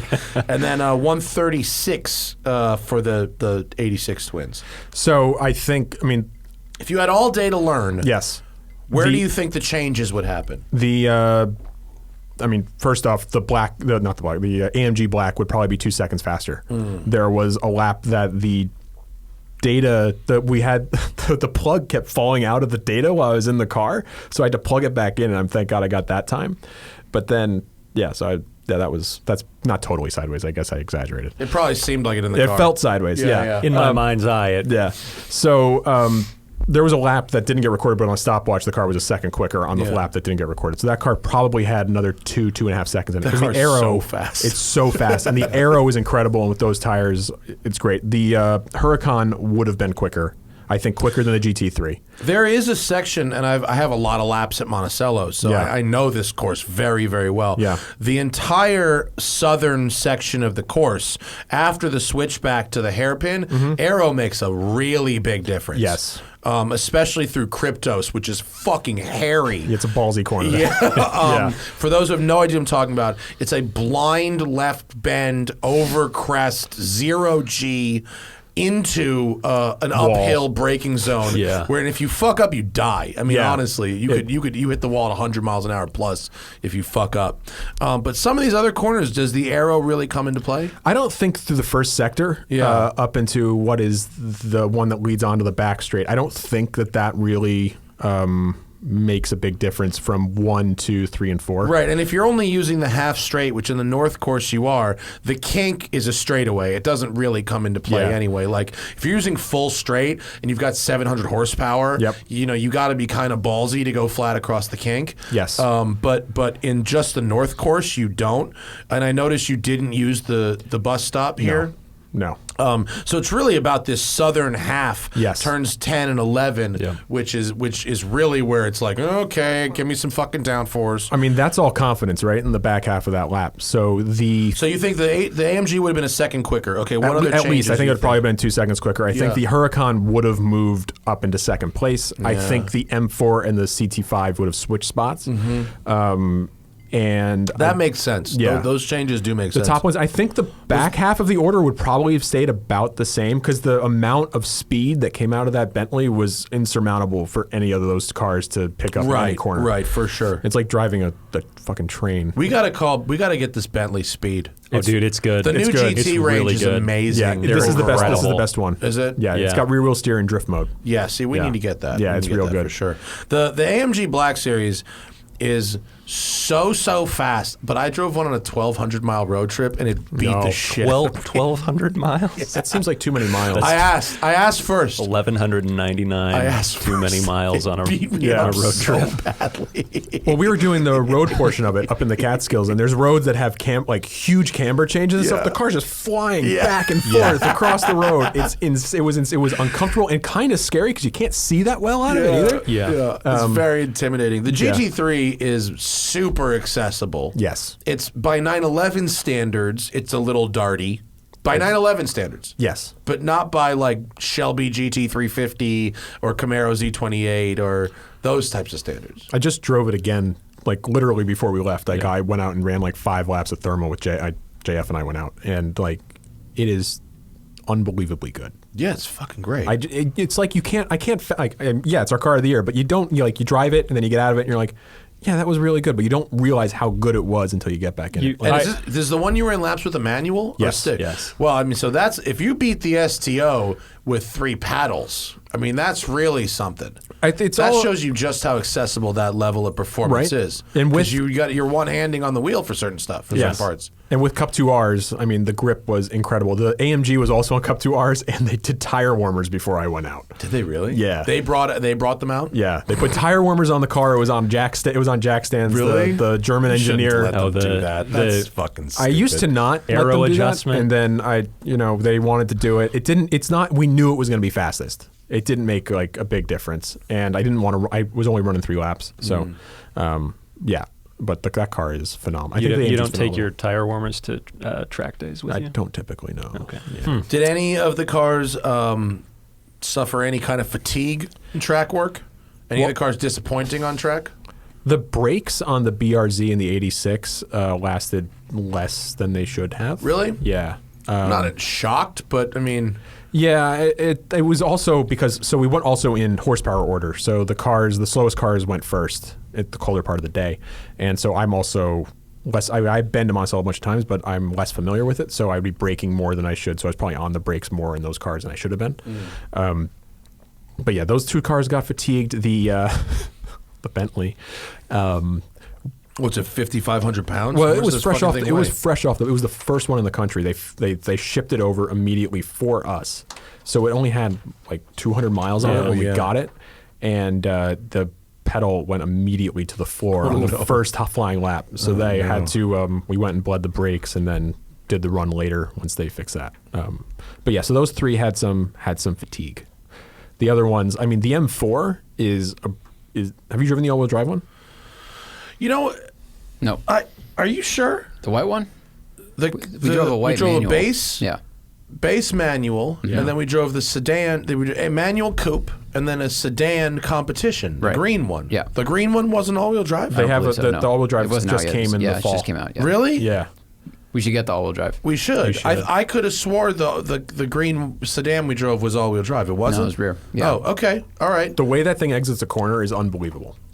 I'm not surprised. I mean, that car, Typically, BMW's all-wheel drive. I was like, no, it's not great. it's pretty good, this In one. the past, I haven't enjoyed it so much. This and the M5 CS are much better than like the M5 the last M5 competition, or the current M5 competition, I guess. Yeah, those 2 cars, I think, have really gotten it down. We'll have to try the all-wheel drive one. I put it on the list. You did? Yep. Yeah. Okay. But it's a cool test. It's a nice piece. I read through it. It is excellent. I like your choice of road drives up here, Catskills Loop. It's very good. It was really good. The route we did in when we were up by Thunderhill, 2019. I didn't know about any of those roads. Those roads I committed to memory because that was a fucking unbelievable drive route. Do you have Butler maps? Have Yes. you heard of these things? Yeah, I did that whole route, and it was just like find the gold section on Butler maps Yeah. and just go with God. Butler also does the backcountry discovery routes one, the BDRs, off-road route. They just Yeah. released Wyoming. I saw that. I really would like I to follow do it. BDR on guys on wanna do it? Instagram. Wyoming just dropped. I'd love to do it. It's a WY drop, baby. WY drop. And they dropped it as an NFT. Oh, good. That's fantastic. I was Pick it going up to on the believe you there blockchain. for a half second because everything is an NFT now. Yeah. I went to the Lakers game on Saturday, which was an NFT. The stadium, the Crypto.com Arena, is available as an NFT. Great. Yes. LeBron James actually scored 35 NFT points. That's great. Assisted 12 NFTs. Recorded on the blockchain. How'd that help your crypto portfolio? Was it good, bad? Buy land. Okay. That's all I can say. No, but Oh, why? Because land is real and you can't copy paste it and put it somewhere else? BDR though, do you want to like drive it or do it on a bike? I love the idea of off-road motorcycles so much. Yeah. But I'm so scared of falling over and getting hurt. And I've had Zach 2 Bowman, back rest in surgeries. And He's not actually dead. No, he's not dead. I But would he love hurt to his do it in a very capable SUV. Yeah. And all the routes you can do in a capable SUV. We've got one in Washington that we did for a story that Sam wrote in 2016. It was the Ural sidecar and the G65. Yeah. And we did a portion of that, and it was incredible and Zach like and I really did the well Washington groomed. one in shit boxes. Oh yeah. And it was a gorgeous route. So you did Canada, or did you go top to bottom or bottom? No, to bottom top? to top. Oh, cool. And we ended at the Nighthawk Crossing in Canada. Oh man. Yeah. Oh, that's awesome. Yeah. What We what made it year in did you do that? 2013. 13 or 14. Yeah. Oh, I got to do it. It was, was a great year. stunning. The Washington one was absolutely Yeah. stunning. Yeah. We've also done Utah and California. Let's do Wyoming. I would love to fucking do one. Because is there a performance off-roader of the year? And we could do it. No, but the next by issue doing is about escape. We could do it. We could fucking got drive the time? Wyoming one. You the got maps time? are Let's do available. it. We can do it. Let's fucking go. We can do that for the next. You got I think that could to be the wait next till issue. springish time, right? Because snow. It Wait, might have schmate. snow. It Come might on, have live for the snow. now, Zach. It is gonna. The roads might be closed. I tried to plan a route for a production like 2 years ago through Montana, Yeah. starting at the top, which this is near that kind of longitude, and a lot of the roads were closed. Wyoming's known for its flatness.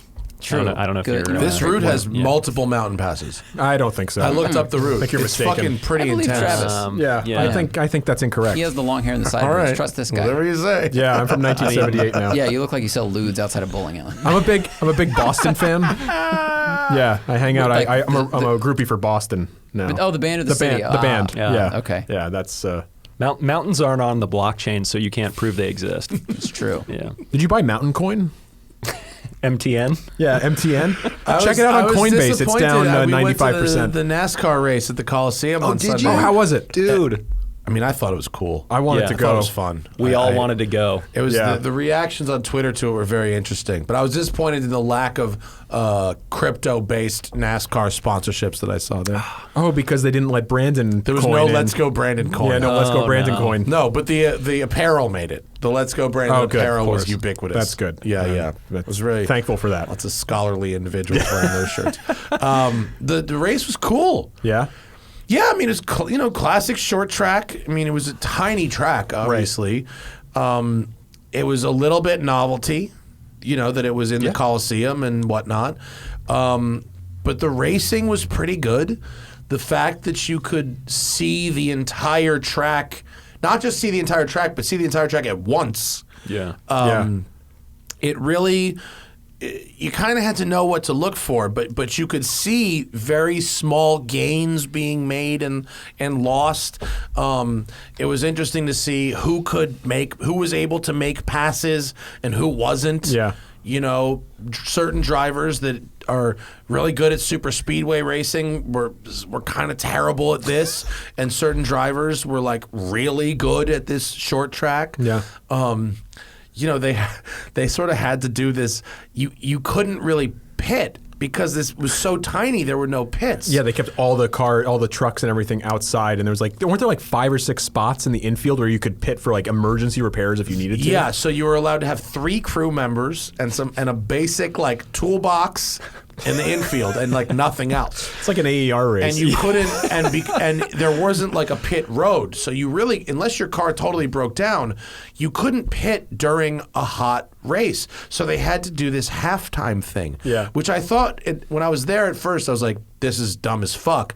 And then Rob Holland, who was there, explained to me why they had to do it. It was because the cars needed new tires. Mm-hmm.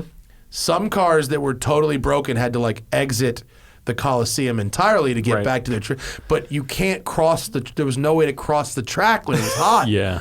And you couldn't just pull into the pits and then pull out and merge with traffic. There was no pit road. Yeah. So they created this halftime to let all the cars change tires at the same time.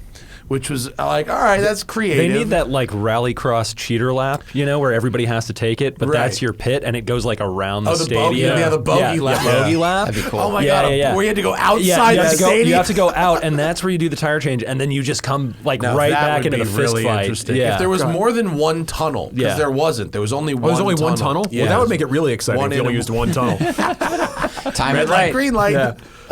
But if you pitted in during that, you'd lose what, 50, 60 laps?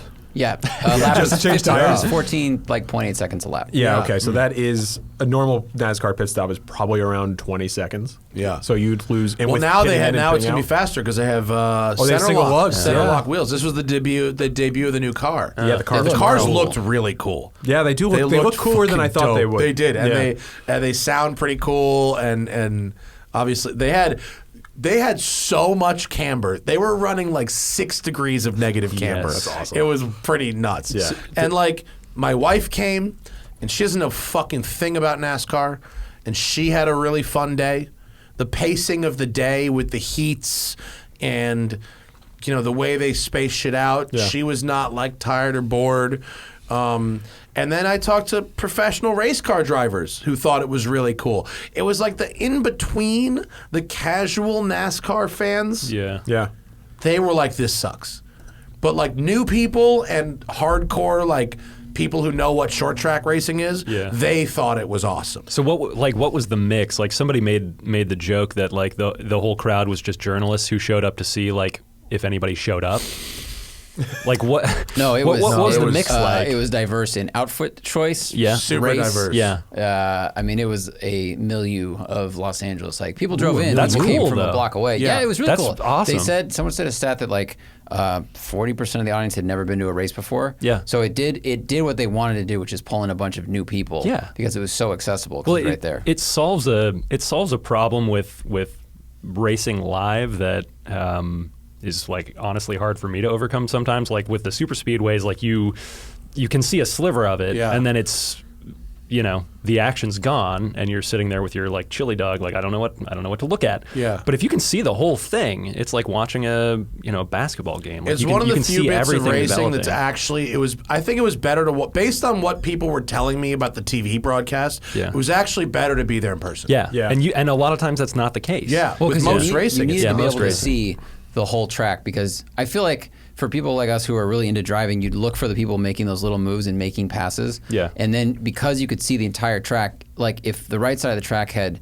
quote, nothing going on, like, all right, they're assembly lining right now. On the left, you could just switch your head over and go, okay, what's over there? Oh, Joey Logano's making a small move on somebody else, setting up a pass like in 3 laps. And that was really exciting. Whereas, like you said, super speedway, you can't see the whole thing. It's like a short track race. And that, to my mind, like you were saying earlier, like that's the really fun part is like a driving enthusiast, like watching racing in person is seeing how people are adjusting the cars and the different lines they're taking, but then on a broadcast you get more of a sense of the strategy. Because we could see the screen and you could see what they were throwing up on broadcast, and they were trying to cut it like a super speedway race where it's like low camera on the wall, so you get the car going like no, and then like high shot from the helicopter. But when they would cut to like the mid-high shot, you would see how small the track was and how low the speed was. Yeah. And I think to a more casual watcher, it might appear like a little slow. Sure. So being able to see everything, you just watched all the little mayhem. Yeah. It's not like it was like 85. like 85, 90. Yeah. Like it's not like it was the greatest race I've ever watched, but the novelty of it being in this football stadium, very close to my That's house. it made for an entertaining day. It was a fun thing to do on a Sunday. Yeah, it was cool. Like it was cool, and like a different type of driver succeeded at it. I mean, Joe Logano won. It's not like Joey Logano doesn't normally win, Heard of him. But other drivers that might not be super speedway rock stars, were making passes and doing really well, and like some people that have really big names were like getting fucking passed on the regular. Like it was very, very interesting, and like it was. Even though it was a whole day, it didn't really fill up until the main event.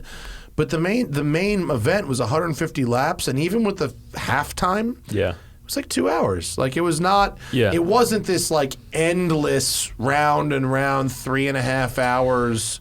Of stages of things. It went by. So if you weren't a super fan, you were seeing the laps getting ticked off real quick. Yeah.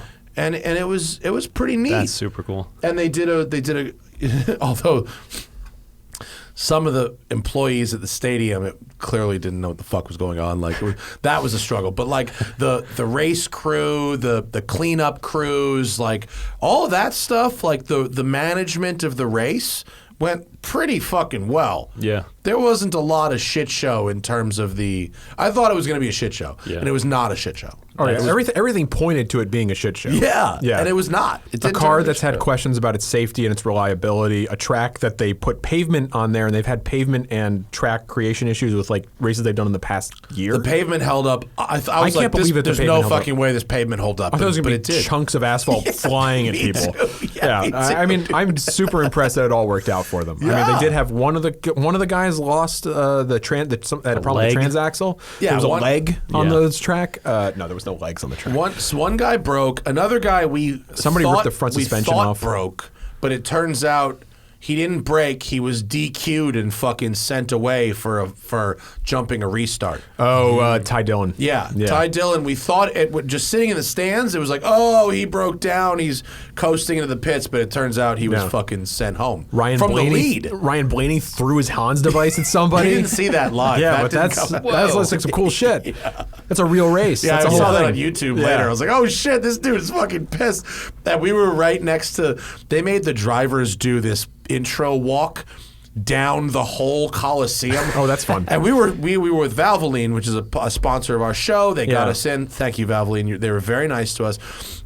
And so we had these VIP section, which is where the fucking race strategists and shit were sitting. Oh wait, because they didn't have. Oh, that's right. They didn't have an infield. They couldn't bring anybody. So the crew chiefs are fucking sitting in the stands. Yeah, the crew chiefs were sitting in the stands with fucking radios. That's fantastic. Yeah, I was walking in their way God. to get snacks. Could you imagine being at the Indy 500 and you're just sitting in turn 4 and you just look over and like Roger Penske's sitting next to you calling strategy? Because that's literally what this it was. is. Yeah, that's exactly what it was. That's it was amazing. Fucking wild. Yeah. Like, and then they're like, oh, we're gonna have a concert. And we're like, where? And we turn around and the stage is immediately behind us. So how was Pitbull? Pitbull was Pitbull. Mr. Worldwide? It was Dale? It was Pitbull. It was exactly what you would think. That's what he Pitbull says. was. He says Dale? That's what he says. I think he says woo or whatever, but I don't want to do it. Your son's he'll grow up and he'll tell you. I don't these think my things. son There was Pitbull. one He did a lot of section of cover the songs, stands which that is was crazy into Covers. Pitbull. Seriously? Yeah, like a quarter of the stands they must have been drinking since fucking 10 a.m. Was the Miami Tourist Board like a sponsor? No, I think they were all USC students. It was USC. Oh, yeah, that makes a lot more sense. They weren't wearing yeah. shirts. Some of them were wearing USC shirts. Some of them were not wearing shirts. And Which is it looked basically like, a USC it looked like shirt. they get lied to, and they're like, "This is a football game." They're like, "Fuck yeah!" And they show up. They're like, "Whatever." Yeah. It was a blend. That's awesome. It was a blend. I hope they good, do it man. again. Honestly, I think if you were there, you would have seen this as a very successful event. It's just cool that People they're had taking a fun. chance on something, right? They Yeah. haven't Yeah. done like the creativity behind the series of doing like, they did the Bristol dirt race last year, which That was rad. That but was it awesome. Yeah, but it was also a failure because that just became a dirty racetrack instead of a dirt track because they put dirt on top of the concrete and they didn't put enough, and then the cars they couldn't see when it got muddy, so Yeah. there was a lot of things that got delayed. There were curbing failures at Indy and at I think there were curbing failures at Circuit of the Americas. right. Yeah, Coda, the track came up. Yeah, so they've had issues at new tracks when they're trying to go places. So it's great to see something that they're working out really well, and hopefully they get the kinks out for those other 3 things this year. I was shocked at how well the tarmac held up. I was like, "There's no way this is going to work." They paved this fucking 4 days ago, Right. And it was fine. It was totally fine. It was really impressive. Yeah. Yeah. He must have brought in outside contractors because Los Angeles road Yeah. they don't know how to do anything. They should just leave it down for the football. Yeah. Yeah. They should just transfer it to Let's some of the make highways. some real Yeah. men here. Let's play football on asphalt with Yeah. tackle. No, we but have I Fred think and they Bozy did wrote a something good for job. us. So. Yeah, and then when we saw a bunch of famous racing people up close in person. Nice. When they made him walk down the stairs, I was like, "This is Wait, did they have? dangerous. Was it like wrestling where they had their like like hype big, jams? big hype jam intros? They, yeah. who they won had their own the- song, but some of the drivers had Yeah. fireworks. Only like 2 of them got couple- fireworks that went off. couple of Do you think Wait, that came out of seriously? pocket?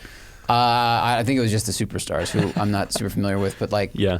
Patrick, who's our Valvoline rep, he was like, "Watch this." We And it was paid just for like, you know, a bunch of shit went off. Yeah. Yeah, What's your Kyle Busch was the heel that- for sure. He got a full Yeah. stadium boo. And he did the bring on the boo, the fucking Yeah. you know, He got the- fireworks. I respect that though. Yeah, Bring he on got the boo. second. Okay, so I have a question, totally car related. What is your like wrestling intro song? What do you go with as you're walking down, or like boxing? You know, like what's your hype song Ooh. as you're coming out and the crowd soaring? I mean, it has nothing chanting to your do name with what I was there to do, tough. but I would just want to hear Marilyn Manson "Beautiful People." Okay. It'd make me very angry. Yeah. And then I would lose it. Whatever. That's a I good was track. trying That's to a get. good track. Yeah. Yeah. It would have to be Rage Against the Machine, right? Yeah. So you Has want to be. something? You want something to hype you Something up? angry, but also socialist. Okay. I think maybe maybe Vietnam. I Yeah. like Vietnam Okay. a lot. That would be a good one. Maybe Bulls on Parade, yeah. something like Yeah. that. Travis, Oh God. gotta put you on the spot. Like December by Collective Soul. Give me something post grunge. Yeah, give me. Yeah. Yeah. Or December Screaming by Trees or something. Yeah. Yeah. I nearly lost you. Yeah, there. yeah, do that one. Yeah. That's the Lotus anthem. Yes. We got a few questions from our Patreon. Patreon.com/The Smoking Tire Podcast. If you want to get on the game, if you want to ask questions during the live show, watch the live show, possibly get an ad-free listening or watching experience, and get an extra show every month, 9th show if you're a pro driver. Is that your top level? The pro driver Yes. level. Pro drivers? Yeah, the pro Nice. driver level is the top level. but it's most only of our available for patrons pros. are pro drivers. So like almost over 90% are pro drivers. So, you have any gentleman drivers? We should change that middle one to We gentleman changed to driver. gentleman drivers from a crew chiefs. Yeah, it's Yeah. crew chief is the middle one. Let's see, we got a few. Oscar Negron, as an only car for around $30,000, is the experience and dynamics of the new 86 worth it over something like a used Mark 7 Golf R with some handling mods? These are two very different cars, right? Like, if you need 4 doors, I don't think you can go wrong with Mark 7 Golf R. Just don't buy a Mark 8 Golf R. But if you can deal with 2 doors and a less usable back seat, I mean, the new 86 is brilliant. The new 86 is excellent. Yes. You don't need to do good. anything to it, as maybe pads and fluid if Yeah. you're doing track days. But, Yeah. but Golf R interior is much nicer, though, than the 86. sure. Yeah. So it really depends on what you're doing with the car, I would say. I can't. They're very They're different. very different. Yeah. You want a rear-wheel drive 2-door or a all-wheel drive hot hatch? Like, I mean, I experienced like the dynamics. You know, are you drifting? If not, you know, the Mark 7 Golf R. You don't even need to do any handling mods with the adaptive shocks and stuff. Like, it feels like a pretty upscale package. Yeah. It's like a small Hyundai's got a European- couple options too. Hyundai does have the Veloster N. How much is Elantra that N. Elantra N? it's 31. Really? 31,990. Yeah. So Ooh. 32. But That has a nice 10 interior. year warranty. 10-year warranty. The next question has an answer that is the Elantra N on there. But the Elantra N's a brilliant car. Okay. Yeah. All right. Next question is Nathan Bouvanet. Travis, what 4-door car would satisfy a Miata enthusiast? Elantra N. All right. 100%. Zach also drove Elantra N. I did. I was very impressed. Did you Very drive it on the impressed. street during the thing? No, only track. So I want to get it for a street drive. We with should you. get it for a Yeah. street Get drive. it. We should try to get Elantra N and Kona N at Yep. the same time. Sure. We should Yeah. see if they'll give us both. So Good idea. get the Yeah. for a street Elantra N with the 6-speed is, honestly, I mean, Kyle backed me up on this. I think it's a really outstanding car. The only things that I don't love about it probably are the engagement of the clutch. and the way it looks. But The way it looks, it depends on the color. You got a black one here. Yeah. Looks way better than that blue, the powder blue I saw the other day. yeah, Yeah, I think black is the option. I'm not a huge fan of the way it looks, but it does drive really nicely. it And is it's like the, I mean, you kind of exactly like you said, it's just like a stretchy Veloster N in a way. it's a better platform with more tire, and it's like a torque vectoring front diff on there, and you can throw it at curbs like it's a former like British touring car. It is amazingly composed on track, great brakes. Oh, the ABS tuning is a little off. That's part of what I don't love. But other than that, I would buy one if I needed a 4-door car. For the group, what are your favorite car trip memories? Anyone? Kyle? I drove to Pikes Peak in an E34 wagon the last year that Pikes Peak was run on dirt. And we found out that, like, the next year they were planning on paving it, and I was in college at the time, and we decided we were going to do a full suspension rebuild on my buddy's E34 wagon and then drive from Pullman, Washington down to the race in Colorado. And that was like about a 20-hour drive, and they were doing qualifying, I think, or there was something going on that next day, which was Saturday. And so the UPS guy showed up at 5 p.m. on a Friday night. We did the whole suspension, left at midnight, and then drove straight down to Colorado for Pikes Peak, ate dinner, slept in the, I don't remember if we slept in the car, and then saw Pikes Peak on dirt for the last time, and then drove back. And that was like, I remember like the sun rising when we were deep in Montana, and I was like losing my mind. That's cool. It's pretty good. Yeah. That's That was a pretty good road good. trip. I think Zach and I are going to go to Pikes Peak this year. We're trying to plan I'll do it. it. 100th running. JR is going to possibly be running an IndyCar there. Oh, wow. That'd be awesome. Yeah. Ooh. I think we were talking to Larry Chen. We told Larry Chen that we would cook him food on the mountain, which I intend to hold up my end of that bargain. Larry was there in 2011. He's or there 12 every or year. whatever. Yeah, but he's- I will cook Larry Chen hot dogs or something more delicious than hot dogs on the side of the mountain at Pikes Peak. Yeah. I think we should go Sounds this great, year. man. And I think we may set up like a little portable podcasting station and just awesome. like have people come through Yes. Yeah. or something. We're Do trying it. to figure out, but we want to go. Yeah. Yeah. What Have you about been before? No, I've never been. Yeah. I'd like to go. Like 2013, 2014, GF Williams and I did like 36 hours with a Cayman S and went from Munich to all of the Swiss passes. Oh, I think I remember that. I did it for Jalopnik. Yeah, I think I remember Did that. it for Jalopnik. I worked at Jalopnik at the time Yeah, and did it there. I remember that story. We did every pass. I got a ticket in the Swiss Alps because I didn't have the what you call it, the little thing. The thing you gotta buy. We stayed at a hotel in Liechtenstein on the top of a mountain. We didn't have any gas in the car, and we had to coast all the way down to a gas station on a Sunday morning, and then we made it back to Munich just in time for a flight. But it was a really cool 37. We experienced every season. It snowed, it hailed, it rained, it was hot. The Furka Pass is terrifying. Yeah, Furka Pass is gnarly, isn't it? Yeah, that's the one Yeah. from not GoldenEye, Goldfinger. Yeah. And I don't know, the Sustin Pass, all the passes were amazing. It was just a great time. Yeah, that's awesome. Yeah. Any Swiss Alps experience is going to be a pretty good one. Yeah, that was a cool one. Mine might be when when McLaren sent the only McLaren to ever go to Iceland. I don't know if they've sold one there yet, but they sent a 570 GT there for me for drive on NBC Yes. Sports. I Yeah. drove Yeah. across Iceland, and I love Iceland. The people were very nice. It was really fun, and I absolutely treated that country like my own personal racetrack for fucking 5 days. I obeyed no laws. I didn't give a fuck. There was no one around to do anything about it. Right. Yeah. I had one of the greatest drives, and Tom Morningstar and I packed our personal gear and all the camera gear we needed to film a whole segment for NBC into a McLaren 570 GT. And didn't Chris have a Raptor for that? Yeah, Chris and I was on that Spinelli trip, which was was on a that very trip. fun road trip. And Spinelli almost like hydro-locked the engine on day one because he went through. We were doing river crossing shots.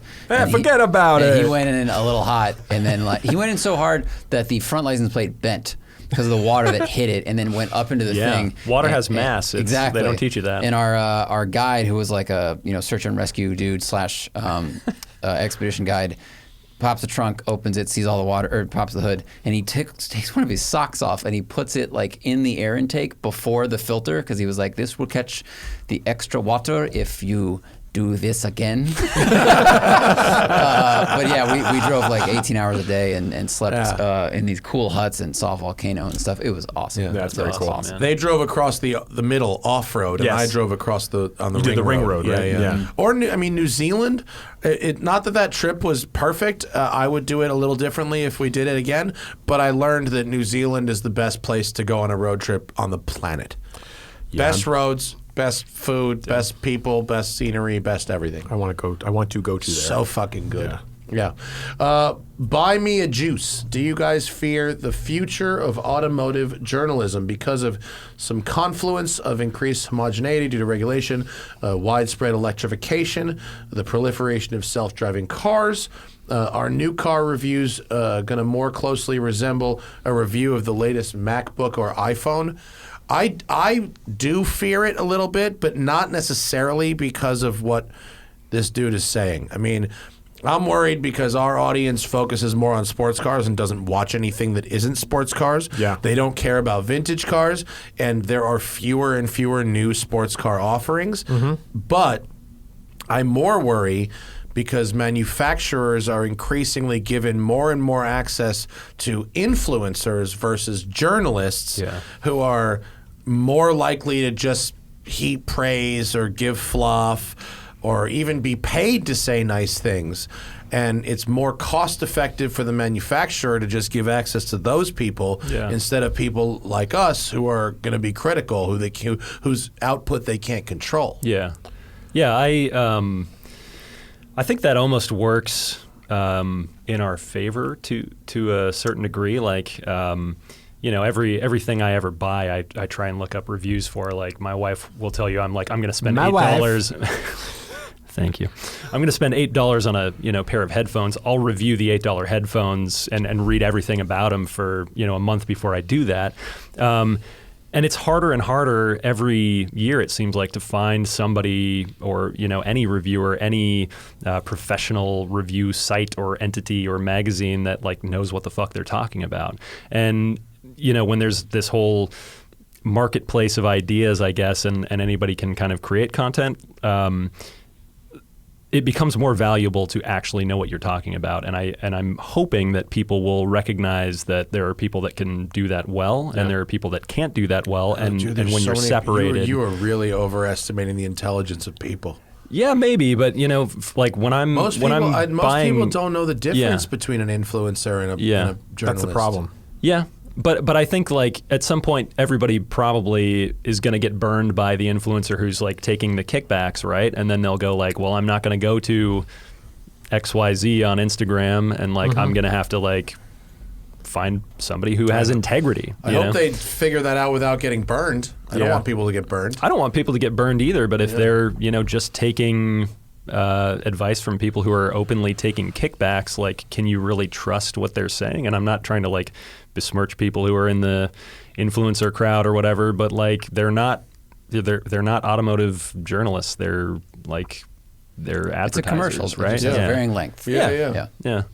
Adrian S., have you or will you consider making videos on lukewarm vehicles? He just bought a 2022 Kia Forte 5 GT, which is a car I've literally never heard of. Can you look that up? Is that a car? Is that Forte a real car? 5? I think I said that a real that's car? Ryan had that rental, right? No, that was a K5. What is that? K5. That's a But there's a different car? GT version of this? What is the Forte 5 GT?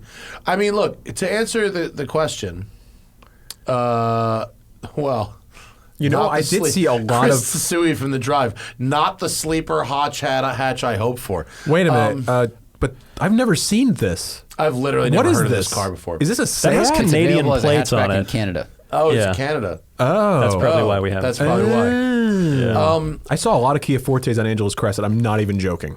Well, 15 of them. really? There was a lot of it wasn't the Forte owners Club? club. They weren't all Yeah. together. It was a bunch of rental cars. I Yeah, think. they're popular rental cars. I mean, look, it's no secret. When we make videos, we are in the on-demand business, right? Yeah. We need to make the videos that we think the most people will click on. You got 4 professional automotive journalists in the room who've basically never heard of this car. That's not looking good. Well, I've heard of It's a sleeper hit. I've heard of a Kia Forte GT, I will say. Yeah, I've never. Yeah, That one is for sale in America with a 6-speed. is that a sedan? Yes. It's a sedan, right? But the only reason I know this exists is my neighbor was looking for a car, and I discovered that Kia offered a manual Forte. I mean, our Civic Si video did okay. Like we're focusing on sports and sporty cars. Yep. So, would I consider doing a Kia? Yeah, sure. If it's a sports or sporty car, like yes, I would. I will look into whatever the American version is that they make of this. Do we have it, Zach? What is it? It's called the... Go down sedan. It's in the sedan section. Yeah, the Forte. There's the Forte. Can't believe we have to do this, but the last time we... Oh, you're going to let them know your location?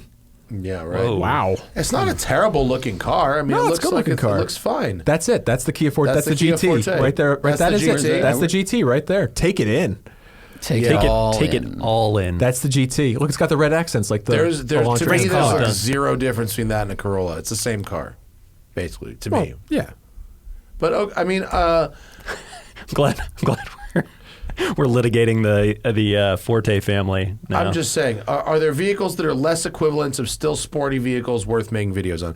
Yes. Right now, we're driving the BMW M240i. That is a lesser equivalent, but still sporty vehicle. That's the still rear-wheel drive one. No. This one's all-wheel drive. Oh, no. All-wheel drive. Yeah. I'm confused by the 2 Series now. I don't This is the understand coupe, anymore. not the sedan. Okay. Yeah. That we were talking The about coupe- the the two We were talking about the Series- sedan. GC. We were talking about the sedan The earlier. GC, the Grand Coupe, right? Yes. Yes. No. Did you just use GC as an abbreviation for Grand the Coupe? purple one downstairs. The 2 Yeah. Series that we have is a 2-door coupe. Yes. That is completely different. Okay. From the 4-door 2 Series that is a Yes. BMW Corolla. Correct. Yeah, it's a completely different car. Yeah. Yeah.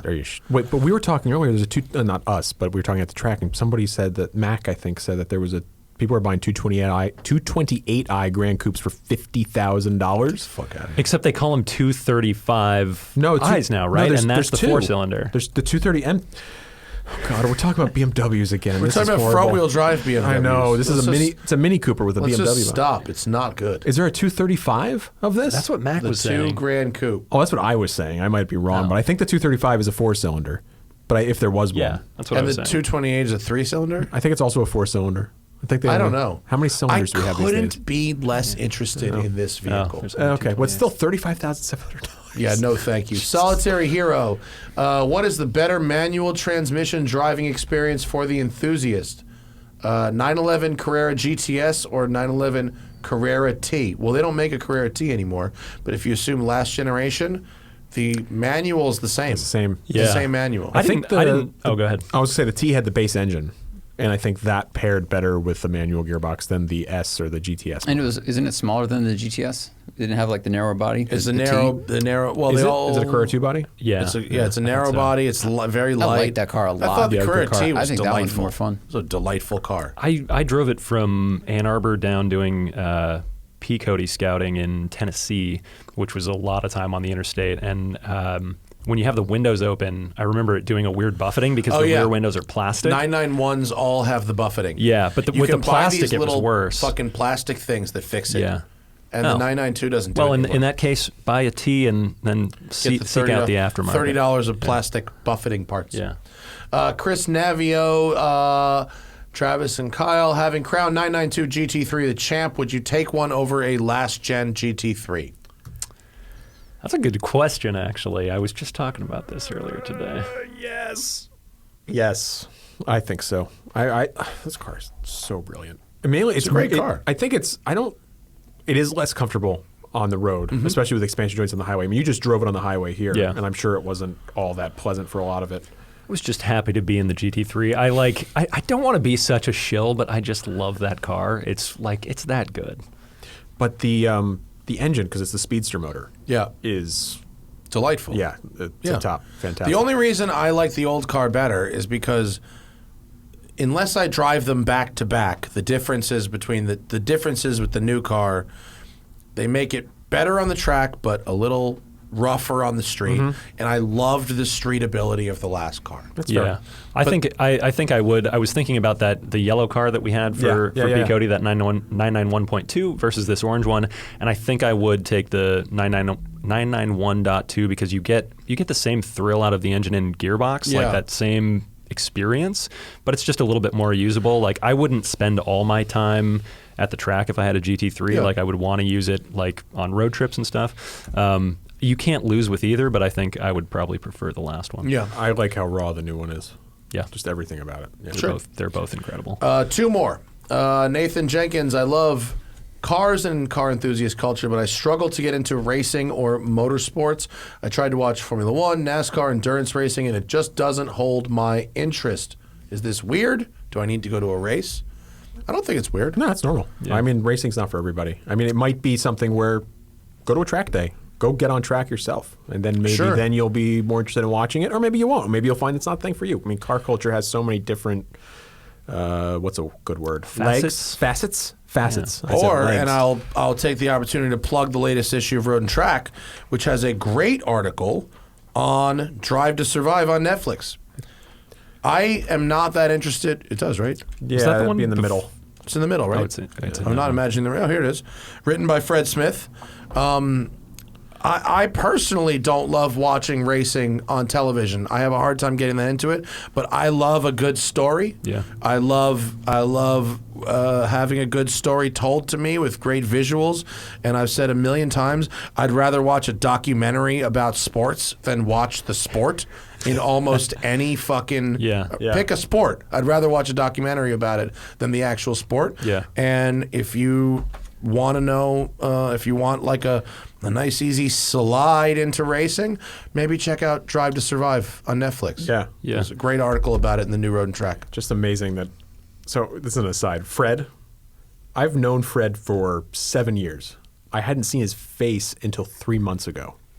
Ever. I'd never heard him speak. Just email only? Email and G-chat only. Really? Yeah. And then Does he look like you thought he would look?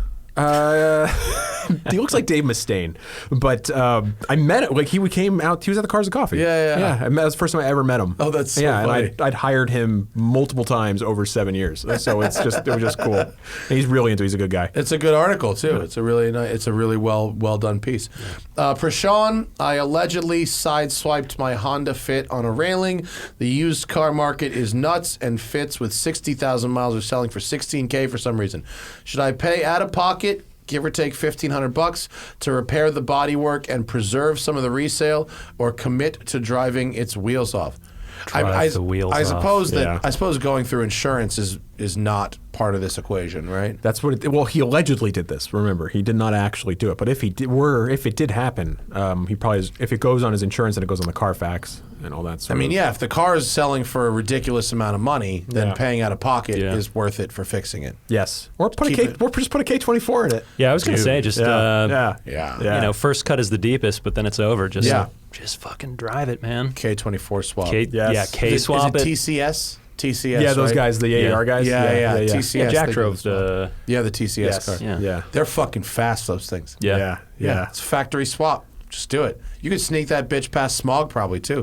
K24 with cats will pass K24 smog. pass, should, yeah. right? We'll pass smog. Yeah. That's awesome. There was an Elise do I was that. thinking about getting before I got my car. That was a K20, it was supercharged K24 with no cats. That's why I didn't get it. Also, it was too much money. Fucking rowdy. But now it probably would sell for like $55,000. So That's the move. So when fuck they me, zig, right? I zag, right? The Cadillac. We're supposed to. While we're here, we have a number of events that we're doing. We got Route to Vine. We have which Route to Vine, which is sold out. Which but is sold out. I made the route for it. The route is very good. Yeah. I just went through this morning the route guide that they're going to be giving to all the people. Yes. It looks like it's supposed to look. What else you got? So we've got that. We're going to do one at Coda in Austin. We're going to do one around Austin. We're going to do one that Kyle just scouted too, which is super cool. We're going to go up to Dirtfish.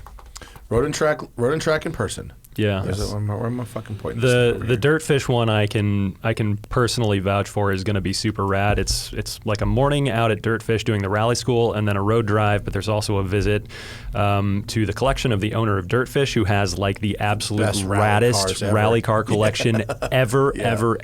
Like, Yeah. and I'm really bummed because we were just doing some photography out there, and I was on this Cars and Coffee trip, so I'm still trying to worm my way in. The roads to check around it there out. are amazing. Yeah. I mean, was it the F-Type launch? I think it was the Jaguar F-Type.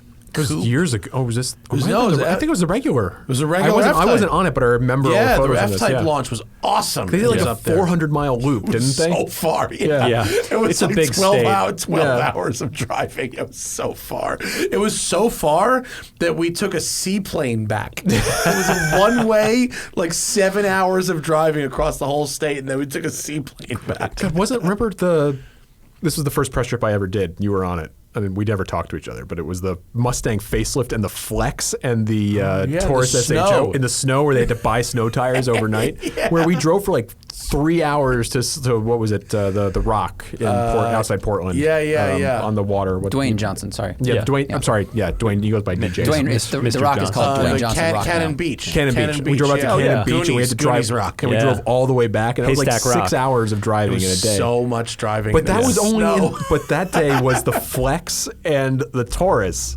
The day that had like an hour and a half of driving was the Mustang. Yeah, it was three cars. It was Mustang GT and then Flex and Taurus EcoBoost. Yeah. Taurus SHO. Yeah.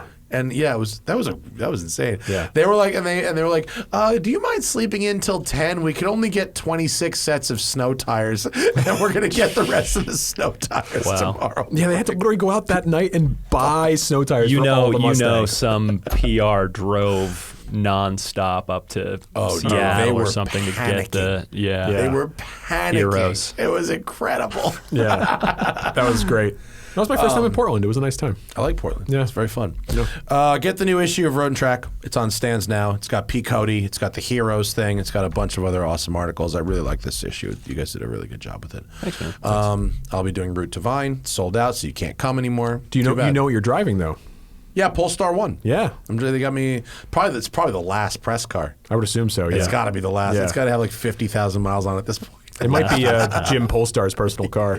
Yeah. That's Rich Polestar. Yeah, I'm Oh, driving, Rich Polestar? Rich I'm sorry. Jim's his son. Yeah. I'm driving the ultimate Swedish GT. Yes. That's not a Koenigsegg Gemera. And Travis, Kyle, thank you. Thanks, Poor man. Bob, empty seat. Yes. It's like Pour one out. pour one out for Bob who didn't fucking make it. And Zach, what's our next show schedule? Do we have something? What day is it? Nick, what's his name? The guy who's going to talk about Oh, Nick, fleet what's his building name? and shit. Oh no. He set it up. No, Riley Brennan. That's next week though. We got a cruise show later this week, I think. Yes, we have one of those. Yeah, we got a cruise show. Oh, the later. self-driving newsletter. So yeah. He's coming on the show. I'm very excited. He's got a lot of interesting experience stuff. Cool. All right, that's us. Bye. Bye. Thank you. Bye.